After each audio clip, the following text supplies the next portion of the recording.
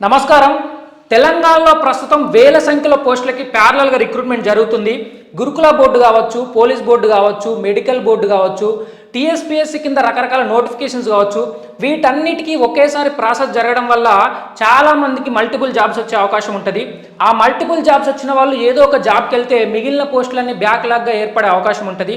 So అట్లా కాకుండా కింది వాళ్ళకు కూడా జాబ్స్ ఇవ్వాలి, వెయిటింగ్ లిస్ట్ పెట్టాలి అని చెప్పి మనం అడగడం జరుగుతుంది. దానికోసం క్యాంపెయిన్ కూడా స్టార్ట్ చేయబోతున్నాం. అయితే క్యాంపెయిన్ స్టార్ట్ చేసే ముందు ఈ ఇష్యూ మీద పూర్తి అవగాహన ఉండాలి. అసలు హిస్టరీలో ప్రీవియస్గా ఏం జరిగింది, వెయిటింగ్ లిస్ట్ ఉండేనా, ఆ జీవో 81, 544 ఎందుకు తెచ్చారు, దాంట్లో అంశాలు ఏంటి, ప్రస్తుతం మళ్ళీ వెయిటింగ్ లిస్ట్ ఎందుకు అడుగుతున్నాం, అది ఇప్పుడు సాధ్యమా, దానికి ఎటువంటి పరిష్కార మార్గాలు ఉన్నాయి, అట్లనే క్యాంపెయిన్ ఎట్లా ముందుకు తీసుకెళ్ళాలి, ఈ విషయాలన్నీ ఈ వీడియోలో చర్చిద్దాం.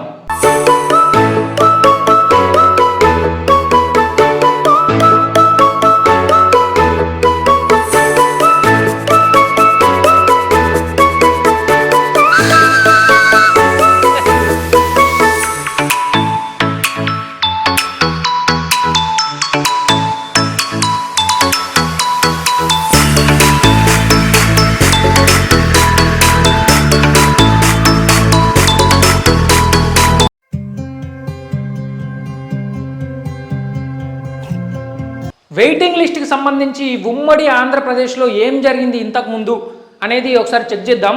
మనకు 1997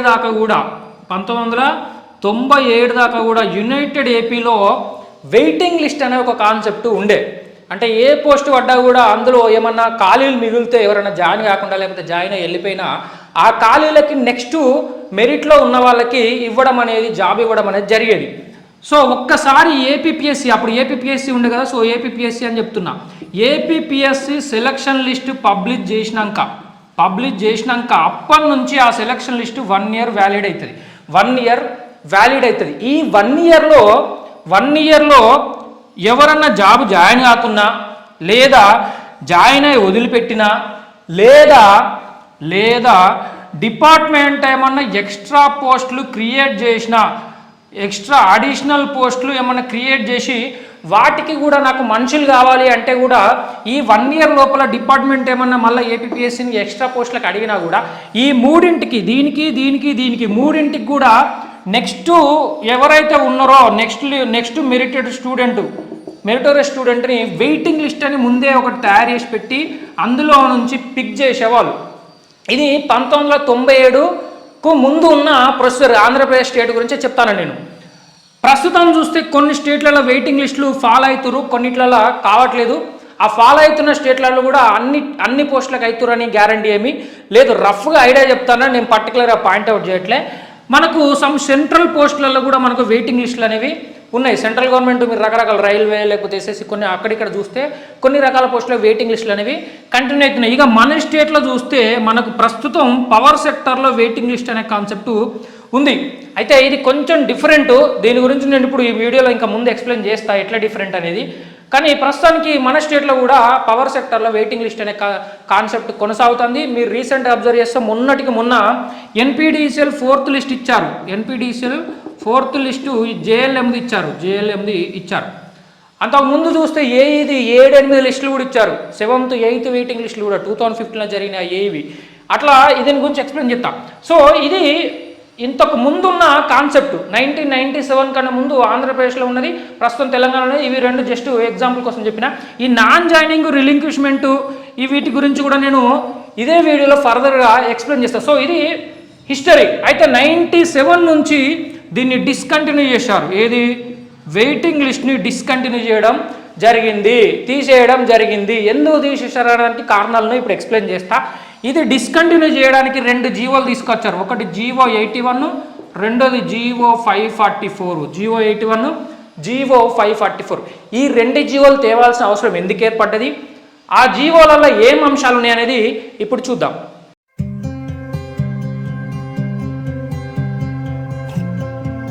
వెయిటింగ్ లిస్ట్ వల్ల కొన్ని ఇష్యూస్ రావడం జరిగింది గవర్నమెంట్కి. సో దాన్ని తీసేస్తున్నట్టుగా, వెయిటింగ్ లిస్టును తీసేస్తున్నట్టుగా జీవో 81, జీవో 544 అనేవి ఇష్యూ చేయడం జరిగింది. ఈ జీవో 81లో క్లియర్గా ఇష్యూ ఏంది, ఎందుకు తీసేస్తున్నాం అనేది ఎక్స్ప్లెయిన్ చేయడం జరిగింది. ఇందులో మెయిన్గా 2 రీజన్స్ చెప్పారు ఈ జీవోలో. ఏం చెప్పారంటే, ఒకటి హై లో క్యాడర్ జాబ్స్ అని ఒక ఇష్యూ వస్తుంది. యాక్చువల్గా హయ్యరార్కీలో హై లో అని కాదు, మనుషుల సైకాలజీలో కొన్ని పోస్టులు ఇది హై ఇది లో అని చెప్పి ఒకటి క్రియేట్ చేసుకుంటారు. సేమ్ నోటిఫికేషన్లో కూడా మల్టిపుల్ డిపార్ట్మెంట్స్ ఉన్నప్పుడు పలానా డిపార్ట్మెంట్ హయ్యరు, పలానా డిపార్ట్మెంట్ లోయరు, పలానా జాబ్ హయ్యరు, పలానా జాబ్ లోయర్ అని చెప్పి ఒక సైకలాజికల్ మెంటాలిటీ అనేది జనాల మధ్యలో ఉన్నది. సో దీనివల్ల ఏమవుతుందంటే, వెయిటింగ్ లిస్ట్ అనేది ఆపరేట్ చేస్తే అక్కడ తక్కువ మార్కులు వచ్చిన వాళ్ళకి హై క్యాడర్ రావడం, ఎక్కువ మార్కులు వచ్చిన వాళ్ళకి లో క్యాడర్ రావడం, వాళ్ళ దృష్టిలో గవర్నమెంట్ దృష్టిలో హైలో ఏం లేదు. సో ఇటువంటి ఇష్యూస్ వస్తే వాళ్ళు లీగల్గా పోయి మళ్ళీ కేసులు వేసి దాన్ని చేంజ్ చేసుడు, మళ్ళీ లిస్టును మళ్ళీ చేసుడు, మళ్ళీ రివైజ్ చేసుడు, ఇట్లా మల్టిపుల్ కాంప్లికేషన్స్ వస్తాయి అనేది గవర్నమెంట్ చెప్పిన ఒక ప్రధానమైన కారణం. దాన్ని నేను క్లియర్గా ఇప్పుడు ఎక్స్ప్లెయిన్ చేస్తాను. ఎగ్జాంపుల్ తీసుకొని చూద్దాం. Suppose any notification with multiple types of పోస్టులు తీసుకుందాం. ఐదర్ మల్టిపుల్ టైప్స్ ఆఫ్ పోస్టులు అని ఉండాలి, మల్టిపుల్ టైప్స్ ఆఫ్ పోస్ట్, లేదా మల్టిపుల్ డిపార్ట్మెంట్స్ ఉన్నాయి అనుకుందాం. 2 రకాలు ఏదన్నా కావచ్చు. ఇదొకటి, ఇదొకటి. మల్టిపుల్ టైప్స్ ఆఫ్ పోస్టులు ఒకసారి తీసుకుంటే ఎగ్జాంపుల్గా గ్రూప్ 1 తీసుకుందాం. గ్రూప్ 1 తీసుకుంటే ఏమవుతుంది మనకు, గ్రూప్ 1లో రకరకాల పోస్టులు ఉంటాయి. డిప్యూటీ కలెక్టర్ ఉంటుంది, డిఎస్పీ ఉంటుంది, ఇంకా చాలా రకాలు ఉంటాయి. నేను సింప్లిఫైడ్గా చేయడానికి 2 పోస్టులు పడ్డాయని తీసుకుంటాను. 2 రకాల పోస్టులు పడ్డాయి, 2 పడ్డాయని తీసుకుంటాను. ఫర్ ఎగ్జాంపుల్ ఒకటి డిప్యూటీ కలెక్టర్ పడ్డది, ఇంకొకటి ఎంపీడీఓ పడ్డది. ఇదొక పోస్ట్ పడ్డది. ఇప్పుడు ఎగ్జామ్ రాసినాక మెరిట్ లిస్ట్ ఇచ్చిన తర్వాత ర్యాంకులు వచ్చినాయి, 1 2 3 4 ఇట్లా పోయినాయి. ఇప్పుడు ఏమైతే 2 పోస్టులు ఉన్నాయి, 2 సెలెక్ట్ చేసారు అనుకుందాం. రిజర్వేషన్ విషయం పక్కన పెడుతున్నా, అది కూడా కన్సిడర్ చేస్తే ఇంకా చేంజెస్ వస్తాయి. ఫర్ ఎగ్జాంపుల్ కన్వీనియన్స్ కోసం చెప్తున్నా, ఇవి 2 ఓపెనే అనుకుంటాను, రిజర్వేషన్ చేయలేదు. అప్పుడు ఏమైతే టాప్ 1కు 2కి ఈ 2 జాబ్లు ఇస్తారు.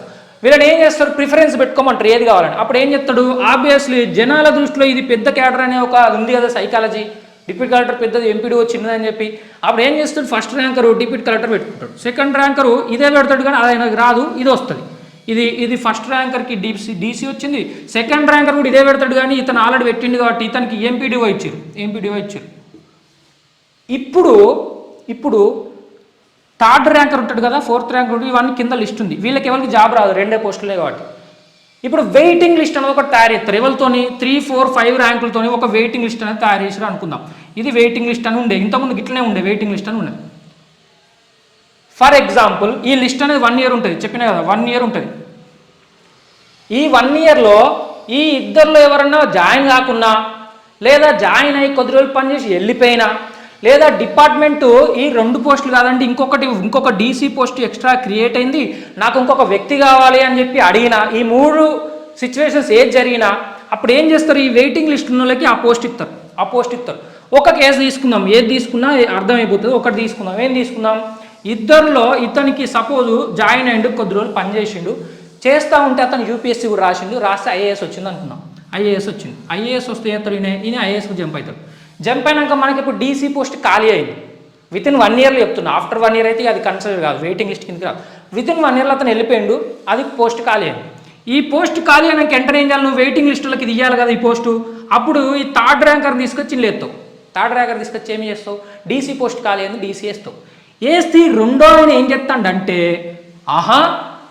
మా ఇద్దరు ఎవరికి ఎక్కువ మార్కులు వచ్చినాయి, నాకు ఎక్కువ వచ్చినాయి, నేను కూడా ఆనాడు డీసీ పెట్టినా, ఆనాడు నాకు తక్కువ మార్కులు నేను నువ్వు ఇవ్వలేదు, ఫస్ట్ ర్యాంకర్కి ఇచ్చినావు, ఆ ఫస్ట్ ర్యాంకర్ ఈరోజు వెళ్ళిపోతే ఫస్ట్ ప్రిఫరెన్స్ నాకు ఇవ్వాలి ఆ పోస్ట్ ఇవ్వనికి తప్ప, ఇక్కడ నాకన్నా తక్కువ మార్కులు వచ్చిన వ్యక్తికి డీసీ ఎట్లు ఇస్తావు, కావాలంటే ఈ డీసీ నాకు ఇయ్యి, ఇది ఎంపీటీ వానికి ఇచ్చుకో అని చెప్పి ఈ పిల్లగాడు కోర్టుకు పోయిండు. పోతే కోర్టు ఏమన్నది, నిజమే కదా అతనికి ఎక్కువ మార్కులు వచ్చినప్పుడు అతనికి ఫస్ట్ ప్రిఫరెన్స్ ఇవ్వాలి కదా, సో అతనికి డీసీ ఇచ్చి ఇతన్ని ఎంపీడీఓ చేయమన్నది. చేసిరు అనుకుందాం పోనీ, ఈ రెండు ఆయనను డీసీ చేసిరు, 3 ఆయన ఎంపీడీఓ చేసిరు. ఇప్పుడు ఇతను కూడా ఏదో రీజన్స్ వల్ల వెళ్ళిపోయింది అనుకుందాం, లేదా జాబ్ చేస్తాడంటే చచ్చిపోయింది అనుకుందాం 1 year లోపల. అప్పుడు ఇది ఖాళీ అయిందా, అప్పుడు ఏస్తాడు, 4th ఆయన తీసుకొచ్చి ఇల్లు ఎత్తాడు. అప్పుడు మళ్ళీ ఇతను మళ్ళీ చేస్తాడు, మళ్ళీ ఇతను ఇళ్ళకేసి మళ్ళీ 4th. అంటే ఏ జాబు వాళ్ళు ఎక్కువ రోజులు చేరి అన్ని ఇక్కడ రివైజ్ చేయాలి లిస్ట్ నీకు. ఇది నేను 2 పోస్టులు తీసుకున్న కాబట్టి ఇంత సింప్లిఫైడ్ ఉంది. ఎక్కువ పోస్టులు తీసుకుని ఎక్కువ రకాల పోస్టులు తీసుకుంటే ఇంకా చాలా కాంప్లికేట్ అవుతుంది. ఇది ఎగ్జాంపుల్ చెప్పిన. సో దీనివల్ల ఏమవుతుందంటే ప్రతిసారి లిస్ట్ రివైజ్ చేయాలి నువ్వు. సో ఇదంతా కూడా పెట్టుకోవాలి తలకాయ నొప్పి. ఇది కుదరదు. రకరకాల పోస్టులు ఉన్నప్పుడు ఇట్లా చేయడం మాకు ఇబ్బంది అవుతుందని గవర్నమెంట్ వాదన. మల్టిపుల్ డిపార్ట్మెంట్స్ తీసుకుందాం. సపోజ్ ఏడబ్ల్యూ తీసుకుందాం. పోస్ట్ ఏడబ్ల్యూఏ కానీ రకరకాల డిపార్ట్మెంట్స్ ఉంటాయి. ఇరిగేషన్ ఉంటుంది, ఆర్ఎండ్బి ఉంటుంది, మున్సిపాలిటీ డిపార్ట్మెంట్ ఉంటుంది, రకరకాలు ఉన్నాయి. ఇప్పుడు దీంట్లో కూడా ఫస్ట్ ర్యాంకర్ సపోజ్ ఇరిగేషన్ పెట్టుకున్నాడు, ఇరిగేషన్ వచ్చింది చేస్తూ ఉంటే అతను కొద్ది రోజులకి వెళ్ళిపోయాడు లేదా ముందే జాయిన్ అవ్వాలి అనుకుందాం. సెకండ్ ర్యాంకర్కి ఆర్ఎండ్బి ఇచ్చి ఫస్ట్ ర్యాంకర్కి ఇరిగేషన్ ఇచ్చింది అనుకుంటే ఇరిగేషన్ అతను జాయిన్ కాకపోతే వెయిటింగ్ లిస్ట్ తయారు చేసి థర్డ్ ర్యాంకర్ని మళ్ళీ ఇరిగేషన్కి ఇస్తే ఆర్ఎండ్బి అతను ఏమంటాడు, సెకండ్ ర్యాంకర్ నేను మంచి మార్కులు వచ్చి నాకు ఆ ఇరిగేషన్ ఇవ్వకుండా కింద ఆయన తీసుకొచ్చి ఎట్లా ఇస్తారు అని చెప్పి ఆయన క్వశ్చన్ చేస్తారు. సో ఇది మళ్ళీ ఇష్యూ అవుతుంది. మల్టిపుల్ సేమ్ పోస్టే కానీ మన డిపార్ట్మెంట్స్లో కూడా మనుషుల సైకాలజీ పలానా డిపార్ట్మెంట్ బాగుంటుంది, పలానా డిపార్ట్మెంట్ బాగుంటుంది అని ఒక సైకాలజీ ఏర్పడ్డది కాబట్టి దానివల్ల లీగల్ కాంప్లికేషన్లు వస్తున్నాయి, కేసులు ఫైల్ చేస్తారు, ఇదంతా ఇష్యూ అవుతుంది. So let us remove this waiting list thing అని చెప్పి గవర్నమెంట్ ఒకటి రికమెండ్ చేసింది. రెండో రీజన్ కూడా చెప్పింది. ఏం చెప్పింది? కమ్యూనిటీ ఇష్యూస్ వస్తున్నాయి. అంటే కమ్యూనిటీ ఇష్యూస్ అంటే సపోజ్ ప్రతి పోస్ట్కి రిజర్వేషన్స్ కూడా ఉంటాయి కదా, ఉంటాయి. సపోజ్ చెప్తాను. ఇప్పుడు ఓసీ ఇంతకుముందు ఎగ్జాంపుల్గా తీసుకుందాం. ఒక పోస్టు డిప్యూటీ కలెక్టర్, రెండో పోస్టు ఎంపీడీఓ పడ్డది అనుకుందాం. ఇప్పుడు ఈ డిప్యూటీ కలెక్టర్ ఓసీ కాకుండా ఎస్సీ పడ్డది అనుకుందాం. ఎస్సీ పడ్డది, ఇది ఓసీ పడ్డది అనుకుందాం. ఇప్పుడు ఈ పిల్లగాడు జాయిన్ అయ్యిండు. ఫస్ట్ సెలెక్ట్ చేసేటప్పుడు ఎస్సీ క్యాండిడేట్ చూసి డిప్యూటీ కలెక్టర్ ఇచ్చేసినాం. అతను ఏ ర్యాంకర్ అయినా కాకుండా ఎస్సీలో టాప్ ఉన్నానికి ఇచ్చేసినాం. జాయిన్ అండి, వెళ్ళిపోయిన తర్వాత నువ్వేం చేస్తున్నావు? వెయిటింగ్ లిస్ట్ అనేది నువ్వు ర్యాంక్ వైజ్ చేసినావు కదా. ఈ థర్డ్ అయినా తీసుకొచ్చి ఇలా పడేస్తే థర్డ్ అయినా మరి ఎస్సీఏ కదా చూడాలి కదా నువ్వు. Direct just because he's below the immediate rank of selection అని చెప్పి ఆయనకి ఇవ్వద్దు కదా. నువ్వేం చేయాలి అప్పుడు? థర్డ్ కాకుండా ఇది ఎస్సీ పోస్ట్ కాబట్టి మళ్ళీ ఎస్సీ వాళ్ళనే సెలెక్ట్ చేయాలి ఇక్కడ ఎక్కడ ఉన్నారు అనేది. ఇదంతా కాంప్లికేషన్ అవుతుంది. చాలాసార్లు డిపార్ట్మెంట్లు ఏం చేస్తారంటే మిస్టేక్లకు తెలియకుండా ఫస్ట్ సెలెక్ట్ చేసేటప్పుడు క్యాస్ట్లు బాగానే చూస్తారు, ఓకే, డ్యూరింగ్ ద రిక్రూట్మెంట్ మంచిగా చూస్తారు. కానీ వెయిటింగ్ లిస్ట్ నుంచి పిక్ చేసేటప్పుడు మళ్ళీ వాళ్ళకు గుర్తుంటలేదు, మర్చిపోతారు. ఇది 2 పోస్టులు కాబట్టి ఇంత ఈజీ ఉందిలే, కానీ ఒక 100 పోస్టులు 1000 పోస్టులు పడ్డప్పుడు వాళ్ళకు మర్చిపోతారు ఏ పోస్ట్ ఖాళీ అయింది, దాని రిజర్వేషన్ ఏంటిది, ఆ రిజర్వర్లకే ఇవ్వాలి. మళ్ళీ జస్ట్ మార్కులు ఎక్కున్నంత మాత్రం ఇమీడియట్గా థర్డ్ వాళ్ళకి ఇవ్వద్దు. అది ఎస్సీ కేటాయించిన పోస్ట్ అన్నప్పుడు మళ్ళీ ఎస్సీ వాళ్ళని పిక్ చేయాలి. ఇది వాళ్ళు మర్చిపోయి డైరెక్ట్ ఎవరు పడితే వాళ్ళకి ఇస్తే మళ్ళీ లీగల్ కాంప్లికేషన్. అప్పుడు ఏమవుతుంది? థర్డ్ అయినకి తీస్తే మళ్ళీ కింద ఉన్న ఎస్సీ అయిన పోయి కోర్టు పోతాను. పోయి sir waiting list okay, waiting లిస్ట్లో నాకన్నా మీద ఉన్నాడు 3వ ర్యాంక్ అయినా, కానీ ఈ పోస్టు వ్యాకంట్ అయింది ఎస్సీ పోస్ట్ కదా సార్, ఇది ఇమీడియట్గా ఉన్నానికి ఎట్లా ఇస్తారు సార్, ఇతను ఎస్సీ కాదు కదా సార్, ఎస్సీ అయినకే ఇవ్వాలి కదా సార్ అది అని చెప్పి మళ్ళీ కేసేస్తారు. ఇగో ఈ లీగల్ కాంప్లికేషన్లు, కమ్యూనిటీ ఇష్యూస్ వస్తున్నాయి. అండ్ హై లో క్యాడర్ అనే ఒక మెంటాలిటీ వల్ల ఈ పోస్ట్ నాకు ఆ పోస్ట్ నాకు అని గుద్దులాట్లేదు. ప్రతిసారి లిస్ట్ అనేది రివైజ్ చేయడం అనేది పెద్ద తలకాయ నొప్పి అయిపోయింది. అసలు ఈ వెయిటింగ్ లిస్ట్ వద్దు, ఈ లుల్లే వద్దు మాకు అని చెప్పి గవర్నమెంట్ వెయిటింగ్ లిస్ట్ తీసేద్దామని చెప్పి జీవో 81లో మనకు ప్రపోజ్ చేయడం జరిగింది. దీంట్లో ఇవన్నీ ఎక్స్ప్లెయిన్ చేసారు. ఇదంతా ఎక్స్ప్లెయిన్ ఈ 1997లో వచ్చిన తర్వాత దీన్ని గవర్నమెంట్ యాక్సెప్ట్ చేసింది. లా డిపార్ట్మెంట్ ప్రపోజ్ చేసింది, అందరూ యాక్సెప్ట్ చేశారు, ఏపీపీఎస్ కూడా యాక్సెప్ట్ చేసింది. అఫ్ కోర్స్ ఇదే జీవోలో డిసడ్వాంటేజ్ ఉంటుందని కూడా యాక్సెప్ట్ చేసింది గవర్నమెంట్. వెయిటింగ్ లిస్ట్ కనుక తీసేస్తే డిసడ్వాంటేజ్ ఉంటాయి. ఎట్లా అంటే ప్రతి వ్యాకెన్సీ పోస్ట్ని మళ్ళీ వెంటనే నువ్వు రిక్రూట్మెంట్ చేయవు, చాలా రోజులు తీసుకుంటావు, అప్పటిదాకా అక్కడ నీకు ఎఫిషియన్సీ పోతుంది. మీరు ఆల్రెడీ రిక్రూట్ చేసి మంచి టాలెంటెడ్ పీపుల్ ఉండగా వీళ్ళకి జాబ్ ఇవ్వకుండా ఏదో రీజన్ వల్ల వాళ్ళు జాయిన్ కాలేదని చెప్పి నువ్వు మళ్ళీ రిక్రూట్మెంట్ దాకా వెయిట్ చేస్తే మరి అప్పటిదాకా గవర్నమెంట్ ఎఫిషియన్సీ తగ్గుతుంది. సో అట్లా డిసడ్వాంటేజ్ ఉన్నాయి. కానీ రెండిటితో పోలిస్తే ఈ తలకాయ నొప్పి ఎక్కువ అనిపిస్తుంది మాకు, సో మేము దీని సైడే మొగ్గుతున్నాం అని లా డిపార్ట్మెంట్ గవర్నమెంట్ యాక్సెప్ట్ చేసి రెండిట్లో దాని సైడ్ ప్రిఫరెన్స్ ఇచ్చి వెయిటింగ్ లిస్ట్ తీసేద్దామని చెప్పి ఈ జీవో ఇష్యూ, ఈ జీవోని ఇంప్లిమెంట్ చేస్తూ ఈ జీవో 544 ఇచ్చింది. ఈ జీవో 544 అనేది ఇవ్వడం. ఇది ఎప్పుడు వచ్చింది? 1998లో వచ్చింది. 1998లో వస్తే దీనికి ఏం చెప్పారు? No waiting list in any recruitment in Telangana. అంటే అప్పుడు ఏపీ కాబట్టి ఏపీ అని ఇచ్చారు. అంటే ఏ రిక్రూట్మెంట్ అయినా, not just TSPSC, any recruitment ఈ తెలంగాణ స్టేట్లో ఏ బోర్డు కింద రిక్రూట్మెంట్ అయినా కూడా దాంట్లో వెయిటింగ్ లిస్ట్ అనేది ఉండదు అని చెప్పడం జరిగింది. ఒకటో పాయింట్. రెండో పాయింట్, సెలక్షన్ లిస్ట్ అనేది ఎప్పుడు కూడా ఎన్ని పోస్టులు పడ్డా అంతవరకే తయారు చేయాలి, ఇంకా మోర్ నెంబర్ ఆఫ్ పీపుల్ అనేది తీసుకుని లేనే లేదు అని చెప్పి కూడా ఇవ్వడం జరిగింది. అంటే 100 పోస్టులు పడితే 100 మందిని మాత్రమే సెలెక్ట్ చేస్తారు. ఇక ఈ 100 మందిలో ఎవ్వి మిగిలినాయి నెక్స్ట్ రిక్రూట్మెంటే, fall out vacancies in next recruitment only అని చెప్పి క్లియర్ ఇవ్వడం జరిగింది. సో సెలక్షన్ లిస్ట్ పడ్డ పోస్టుల వరకే చేస్తారు, అంతవరకు ఈక్వల్ నెంబర్ ఆఫ్ పోస్టులకే చేస్తారు, ఎక్కువ దానికి చెయ్యరు. ఏదన్నా మిగిలితే ఫాల్ అవుట్ వ్యాకెన్సీలు అంటే మూడు రకాలు ఉన్నాయి. ఒకటి నాన్ జాయినింగ్ అంటే ఎవరన్నా జాబ్లో జాయిన్ కావాలి. జనరల్గా అపాయింట్మెంట్ లెటర్ ఇచ్చినాక 45 డేసో 30 డేసో టైం ఇస్తారు, ఆ టైంలో జాయిన్ కావాలి, ఆ పోస్ట్ అయినా ఫాల్ అవుట్ వేకెన్సీ. లేదా జాయిన్ అయ్యి కొద్ది రోజులు పనిచేసి వెళ్ళిపోయింది, రిజైన్ చేసి, అతనికి వేరే జాబ్ వచ్చిందో నచ్చలేదో లేకపోతే ఏదైనా ఇష్యూ ఉండి ఆయనకైనా వెళ్ళిపోయాడు, అది రిలింక్విష్మెంట్ అంటారు. దీన్ని ఏమంటారు? రిలింక్విష్మెంట్, వదిలిపెట్టుడు అన్నట్టు, వదిలిపెట్టిపోయాడు. ఇది కూడా ఫాల్ అవుట్ వేకెన్సీ.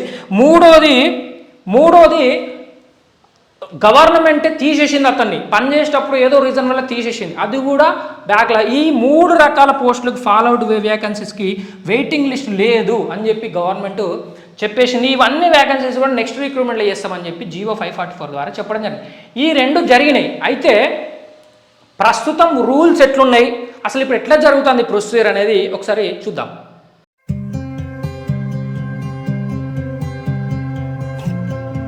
రిక్రూట్మెంట్కి సంబంధించి ప్రస్తుతం జరుగుతున్న ప్రొసీజర్ ఏంది, ఎటువంటి రూల్స్ అప్లికేబుల్గా ఉన్నాయి అనేవి చూద్దాం ఒకసారి. ప్రస్తుతం ఉన్న ప్రొసీజర్ ప్రకారం చూస్తే మనకి ఎగ్జామ్ జరిగిన తర్వాత కీ పెడతారు, ప్రిలిమినరీ కీ పెడతారు, ఫైనల్ కీ పెడతారు, అబ్జెక్షన్ పిలుస్తారు, ఇవన్నీ అవుతాయి. అయిన తర్వాత డైరెక్ట్ రిజల్ట్స్ అనేవి అనౌన్స్ చేయడం జరుగుతుంది. జీఆర్ఎల్ అంటారు, అంటే జనరల్ ర్యాంకింగ్ లిస్ట్. అంటే మీ రిజర్వేషన్స్, మీరు ఎక్కడోళ్ళు, లోకలా నాన్ లోకలా, ఏ డిస్ట్రిక్ట్, ఇవే ఉండవు. Just based on purely marks based list అనేది ఒకటి అనౌన్స్ చేయడం జరుగుతుంది, రిలీజ్ చేయడం జరుగుతుంది. మనకు రీసెంట్గా చూసుకుంటే గ్రూప్ 4 GRL చూసే ఉంటారు, టోటల్ స్టేట్ మొత్తం ఒక PDF ఇచ్చారు, డిస్ట్రిక్ట్ వైజ్ కూడా సంబంధం లేదు, డైరెక్ట్ హైయెస్ట్ మార్కులు తర్వాత వాళ్ళు ఇట్లా టాప్ టు బాటమ్ అరేంజ్ చేసి ఒక లిస్ట్ ఇవ్వడం జరుగుతుంది. ఇచ్చాక తర్వాత ఏం చేస్తారు, 1:2 లిస్ట్ అనేది ఒకటి దాంట్లోకి వెళ్ళి పిక్ చేస్తారు. ఇక్కడ అన్ని రూల్స్ ఫాలో అవుతారు, రిజర్వేషన్స్, లోకాలిటీ, ఇంకేమన్నా స్పెషల్ రూల్స్ ఏమైనా ఉంటే ఇవన్నీ ఫాలో అయ్యి దీన్ని తీస్తారు. ఇక్కడ మాత్రం అవేం ఉండవు, డైరెక్ట్ మార్క్స్ బేస్డ్ మీద ఇస్తారు. తర్వాత ఈ లిస్ట్ తీసేటప్పుడు రిజర్వేషన్స్, వాళ్ళు ఏ క్యాస్ట్, దానికి ఎన్ని పోస్టులు ఉన్నాయి, లోకాలిటీ ఎక్కడ, వాళ్ళ హారిజంటల్ రిజర్వేషనా లేకపోతే వెర్టికలా, ఉమెనా, స్పోర్ట్సా, PHా, ఇంకోటి ఇవన్నీ ఫాలో కావాల్సి వస్తుంది, అదర్ స్టేటా, ఇవన్నీ ఫాలో అయ్యి ఒక లిస్ట్ అనేది. 1:2 అంటే మీనింగ్ ఏంది, ఒక పోస్ట్ ఉంటే 2 వ్యక్తుల్ని అని, ఒక పోస్ట్ ఉంటే ఇవన్నీ ఫాలో అయ్యి తీయడం జరుగుతుంది. అయితే కొంతమంది బోర్డ్స్ వాళ్ళు 1:1 ఇస్తారు. సపోజ్ తీసుకుంటే మనకు power sector, TH Genco, TS Transco, వీళ్ళందరూ కూడా 1:1 ఇస్తారు, 1:2 కూడా కాదు. సో ఇక్కడ ఛాయిస్ ఉంటుంది, ఏజెన్సీకి ఛాయిస్ ఉంటుంది. ఈవెన్ 1:3 ఇవ్వచ్చు, 1:5 ఇవ్వచ్చు, వాళ్ళ ఇష్టం, అది వాళ్ళు ఫిక్స్డ్ ఏం లేదు. ప్రెజెంట్ ఒక రఫ్ ఐడియా చెప్తున్నా, TSPSC అయితే ఈ విధంగా ఫాలో అవుతుంది, వాళ్ళు ఏమైనా మారవాలనుకుంటే కూడా మార్చుకోవచ్చు, ఇక్కడేం ఇష్యూ లేదు. పిలిచిన తర్వాత వీళ్ళందరూ సర్టిఫికెట్లు వెరిఫై చేస్తారు, డాక్యుమెంట్ వెరిఫికేషన్ అంటారు, లేదా సర్టిఫికేట్ వెరిఫికేషన్ అని పిలుస్తాను. సో వీళ్ళు ఎప్పుడైతే అప్లికేషన్లో డేటా ఇచ్చారో ఆ డేటా మొత్తం ఇక్కడ డాక్యుమెంట్ రూపంలో, మనకు సర్టిఫికేట్స్ రూపంలో అన్నీ వెరిఫై చేయడం జరుగుతుంది. మీరు అప్లికేషన్ నింపినంత కరెక్ట్గా చెక్ చేయాలి కదా, SC అని పెట్టిరు, SCయా కాదా, లేకపోతే BC నాన్ క్రిమినల్ పెట్టిరు, అవునా కాదా, ఇవన్నీ చెక్ చేయడం జరుగుతుంది. సో ఈ చెకింగ్ జరుగుతుంది, మీరు చెప్పిన డిగ్రీ కరెక్టా కాదా, అవన్నీ ఎలిజిబుల్లా కాదా అన్నీ చెకింగ్ చేస్తారు. చేసిన తర్వాత ఇక్కడ రిలింక్విష్మెంట్ అని ఒక ఫామ్ పెడతారు, మళ్ళీ రిలింక్విష్మెంట్ అనేది పెడతారు. అంటే 1:2 సెలెక్షన్ వెరిఫికేషన్ అయిపోయింది, తర్వాత రిలింక్విష్మెంట్ ఫామ్ పెట్టి ఏమంటారంటే, మీకు జాబ్ ఇస్తే వస్తారా, లేకపోతే ఈ జాబ్ వదులుకోవడానికి రెడీగా ఉన్నారా అని చెప్పి ఒక ఫామ్ పెడతారు. దాన్ని రిలింక్విష్మెంట్ ఫామ్ అంటారు. TSPSC పెడతాను జనరల్గా, వేరే రకాలు కూడా పెడతారు. పోలీసులు కూడా పెట్టిరు, అంటే మెయిల్ చేసిరు, పోలీసులు మెయిల్ చేసి మీకు వద్దనుకుంటే ఇప్పుడే చెప్పండి, ఎందుకంటే ఒక్కసారి లిస్ట్ ఇచ్చిన తర్వాత మళ్ళీ చేంజ్ చేయడం కుదరదు, ఈ GO 81/544 వస్తాయి మళ్ళీ పిక్చర్లకి. సో జాబ్ వదులుకోవాలనుకుంటే ఇప్పుడే చెప్పండి, మిమ్మల్ని సెలెక్ట్ చేయకముందే చెప్పండి అంటాను, సెలెక్ట్ చేయకముందే చెప్పమంటాను. సో ఈ రకంగా రిలింక్విష్మెంట్ ఫామ్ అనేది ఒకటి పెట్టి అడుగుతున్నారు, మీరు వస్తారా రారా జాబ్ ఇస్తా అని చెప్పి అడుగుతారు. అడిగినప్పుడు కొంతమంది క్యాండిడేట్లు సబ్మిట్ చేస్తే చేస్తారు, లేకపోతే లేదు. ఇది మ్యాండేటరీ కాదు, ఇది రిలింక్విష్మెంట్ ఫామ్ అనేది ఆప్షనలు. అంటే నువ్వు చేసినా చేయకుండా ఏం లేదు, నీకు జాబ్ వచ్చి తర్వాత వదిలిపెట్టినా నేను కొట్టేటోళ్ళు లేడు. ముందు జస్ట్ అడుగుతాను, నీకు దయ ఉంటే, నీకు 2-3 జాబులు వస్తే ఇంకొకరికి గిట్ట జాబ్ ఇవ్వాలనే ఉద్దేశం నీకు ఉంటే, ఆ హ్యుమానిటీ ఉంటే జరా సబ్మిట్ చెయ్యి, ఆ జాబ్ ఏదో నీకు బదులు ఇవ్వరికి ఇవ్వాలని నెక్స్ట్ వాళ్ళకి ఇచ్చుకుంటాం మేమని TSPSC రిక్వెస్ట్ చేస్తాను. ఇది డిమాండ్ కూడా కాదు, రూల్ కాదు. ఇక్కడ చాలామంది రిలింక్విష్మెంట్ సబ్మిట్ చెయ్యరు, జనరల్గా చెయ్యరు. ఎందుకు చేయరు? ఇప్పుడు రీసెంట్గా మొన్న మీరు చూస్తే లైబ్రరీలో ఏదో ఫార్మసిస్ట్ గ్రేడ్ ఏదో జాబ్కి రిలింక్విష్మెంట్ ఫామ్ పెట్టి 1 వీక్, ఇక్కడ 1 వీక్ టైం ఇస్తారు, ఎక్కువ కాదు 1 వీక్ 10 రోజులు ఇస్తారు. ఎవ్వరు చేయలేదు, నోటీస్ ఇచ్చింది డైరెక్ట్, ఎవ్వరు చేయలేదు. సో డైరెక్ట్గా లిస్ట్ పబ్లిష్ చేస్తాను మేము అని చెప్పి. సో జనరల్గా చెయ్యరు. ఎందుకు చేయరు అనేది చెప్తాను మీకు. ఎందుకు ఇది ఎక్కువ మంది సబ్మిట్ చేయరు అంటే, ఒకటి మల్టిపుల్ జాబ్స్ వస్తే ఏంది ప్రాబ్లం? అందరికీ హ్యుమానిటీ ఉండాలని ఏముంది? సపోజ్ కొంతమంది ఏమని ఆలోచిస్తారంటే 2-3 రాని బయట చెప్పుకుంటా నేను, ఏమవుతుంది? పేపర్లలో చూస్తలేరు మీరు, ఎంత ప్రిస్టేజ్గా చెప్పుకుంటారు. 8 జాబులు వచ్చినాయి పిల్లగానికి, 3 జాబులు వచ్చినాయి పిల్లగానికి, 5 జాబులు వచ్చినాయి, అన్ని సిమిలర్ క్యాడరే ఉంటాయి, మళ్ళీ పెద్దదే ఉండదు. అన్ని గయ్య జూనియర్ అసిస్టెంట్లు, సీనియర్ అసిస్టెంట్లు మళ్ళీ గయ్య. పెద్ద జాబ్ అన్నదంటే సరే అప్గ్రేడ్ అయ్యిండు చిన్న నుంచి అనుకోవచ్చు. గదే సిమిలర్ జాబ్. సో చాలా మంది మల్టిపుల్ వస్తారు రాని, it's a kind of prestige it has become. ఈ రోజు ఎట్లయిపోయిందంటే ప్రిస్టేజ్ లెక్క అయిపోయింది, ఓవర్ హైప్డ్, ఎక్కువ జాబ్లు వస్తాయి తురుంకాలు లెక్క అన్నట్టు. సో దిస్ హ్యాస్ బికమ్ సైకిక్గా అయింది కాబట్టి చాలా మంది రిలింక్విష్మెంట్ ఇయ్యరు. రాని 2 రాని 3 రాని, నా పేరు ఇంకో జాబ్ గురించి నాకేం సంబంధం, ఆ తర్వాత పడుతుంది మళ్ళీ రాసుకోమని, నాకు సంబంధం లేదు, ఇట్లా చేయరు చాలామంది. ఇంకొక రకంగా ఏంటంటే అసలు 2-3 వస్తాయని నీకు ముందే ఎట్ట తెలుసు? వీళ్ళు ముందు అడుగుతారు కదా, నీకు అసలు వస్తో రాదో తెలియకుంటే వదిలిపెడతాను నేను, నువ్వు ఎట్లా చెప్తావు? అదొకటి. ఇంకొకటి ఏంటంటే నువ్వు కనుక రిలింక్విష్మెంట్ సబ్మిట్ చేసినావు అనుకుందాం, ఈ రోజు రేపు ఎట్లుంది సిచ్యువేషన్ అంటే జాయిన్ అయ్యేదాకా కూడా ఏ జాబ్ గ్యారంటీ లేదు. అప్పుడు ఫస్ట్ ఏడబ్ల్యూ రాసిన వాళ్ళు మా ఫ్రెండ్స్ ఉంటారు, మంచిగా 300 అట్లా వచ్చినాయి, ఎందుకంటే టఫ్గా పెట్టారు ఎగ్జాము. అప్పుడు 300 వస్తే జాబ్ కన్ఫర్మ్ అన్నట్టుండే ఆ ఫస్ట్ జనవరిలో పెట్టినప్పుడు. వాళ్ళందరూ ఫోన్ చేసి నేను ఇంటికి పోతానా సార్ అంటే, రేపు పోకుర్రా పోరగాళ్ళు, ఇంకా చాలా ప్రాసెస్ ఉన్నది, అంత అయిందాక మీకు మీద చేతుల అపాయింట్మెంట్ లెటర్ పెట్టినాక అప్పుడు పోర్రా బాబు అంటే, లేదు అయిపోయింది సార్, ఇంకెంత సార్ ఉండు, మాకు మంచి మార్కులు వచ్చినాయి, జాబ్ వస్తుంది, రేపు వెళ్ళి అయిపోతుంది. ఎగ్జామ్ క్యాన్సిల్ అయింది. ఏమైంది? ఎగ్జామ్ క్యాన్సిల్ అయింది. సో మీకు జాబ్ వచ్చేదాకా కూడా ఏది కన్ఫర్మ్ లేదు, జాయిన్ అయ్యేదాకా కూడా ఏ స్టేజ్లో అయినా హోల్డ్లోకి పోవచ్చు. ఈరోజు జరిగే కోర్టు కేసులు ఇవన్నీ చూస్తే కూడా రేపు జాయిన్ అయితే కూడా ఇలా హోల్డ్లో పెడతారు. ఈ రకంగా ఉన్న డైనమిక్ సిచ్యువేషన్లో ఎవరు కూడా రిస్క్ చేయడానికి ఎందుకు ఒప్పుకుంటారు? ఇది తప్పు కూడా కాదు యాక్చువల్గా, అట్లా వాళ్ళని మనం తిట్టనీకు లేదు. ఎందుకు సబ్మిట్ చేతులేరో నువ్వు సెల్ఫిష్ అయినావని కూడా అనరాదు. ఎందుకన్నారంటే వానికి వచ్చిన 2 జాబులు ఖచ్చితంగా జాయిన్ అయ్యేదాకా ఉంటాయని గ్యారంటీ ఉందా? రేపు పొద్దున ఎవడు ఏం కేసు ఎత్తారో తెలియదు, ఏ రూల్స్ మారుతుందో తెలియదు, ఎన్ని రకాలుగా ఇవాళ రేపు గందరగోళం ఏర్పడుతుంది. జాబ్ జాయిన్ అయ్యేదాకా కూడా గ్యారంటీ లేదు, జాయిన్ అయితే కూడా తీసే పరిస్థితి ఉన్నది కొంతమందిని అయితే. సో ఇటువంటి సిచ్యువేషన్లో ఏ వ్యక్తి కూడా ఖచ్చితంగా సబ్మిట్ చేస్తాడు అనేది గ్యారంటీ ఇవ్వలేం. సబ్మిట్ చేయకపోతే తప్పని కూడా అనలేము. తప్పను ఆ పొజిషన్లో మనం ఉన్నా కూడా ఆలోచిస్తాం కావచ్చు, అరే 2 వచ్చినాయి కరెక్టే, కానీ మరి ఇది నేను వచ్చిందని వదిలిపెడితే ఇంకోటి ఖచ్చితంగా నేను జాయిన్ అయ్యేదాకా ఉంటుందని గ్యారంటీ ఉందా అనే డౌట్ అనేది ఎవరికైనా ఉంటుంది.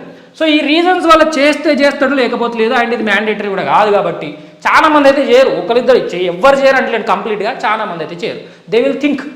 సో ఇప్పుడు ఏమవుతుంది, ఎంతో ఒకరిద్దరు చేసారు అనుకుందాం, అయితే చేయలేదు అనుకుందాం. నెక్స్ట్ ఏం ప్రొసీజర్ ఉంటుంది? ప్రొవిజనల్ సెలక్షన్ లిస్ట్ రిలీజ్ చేస్తాడు. ఇక చేసిన వాళ్ళని తీసేస్తాడు లిస్టులోకి వెళ్ళి.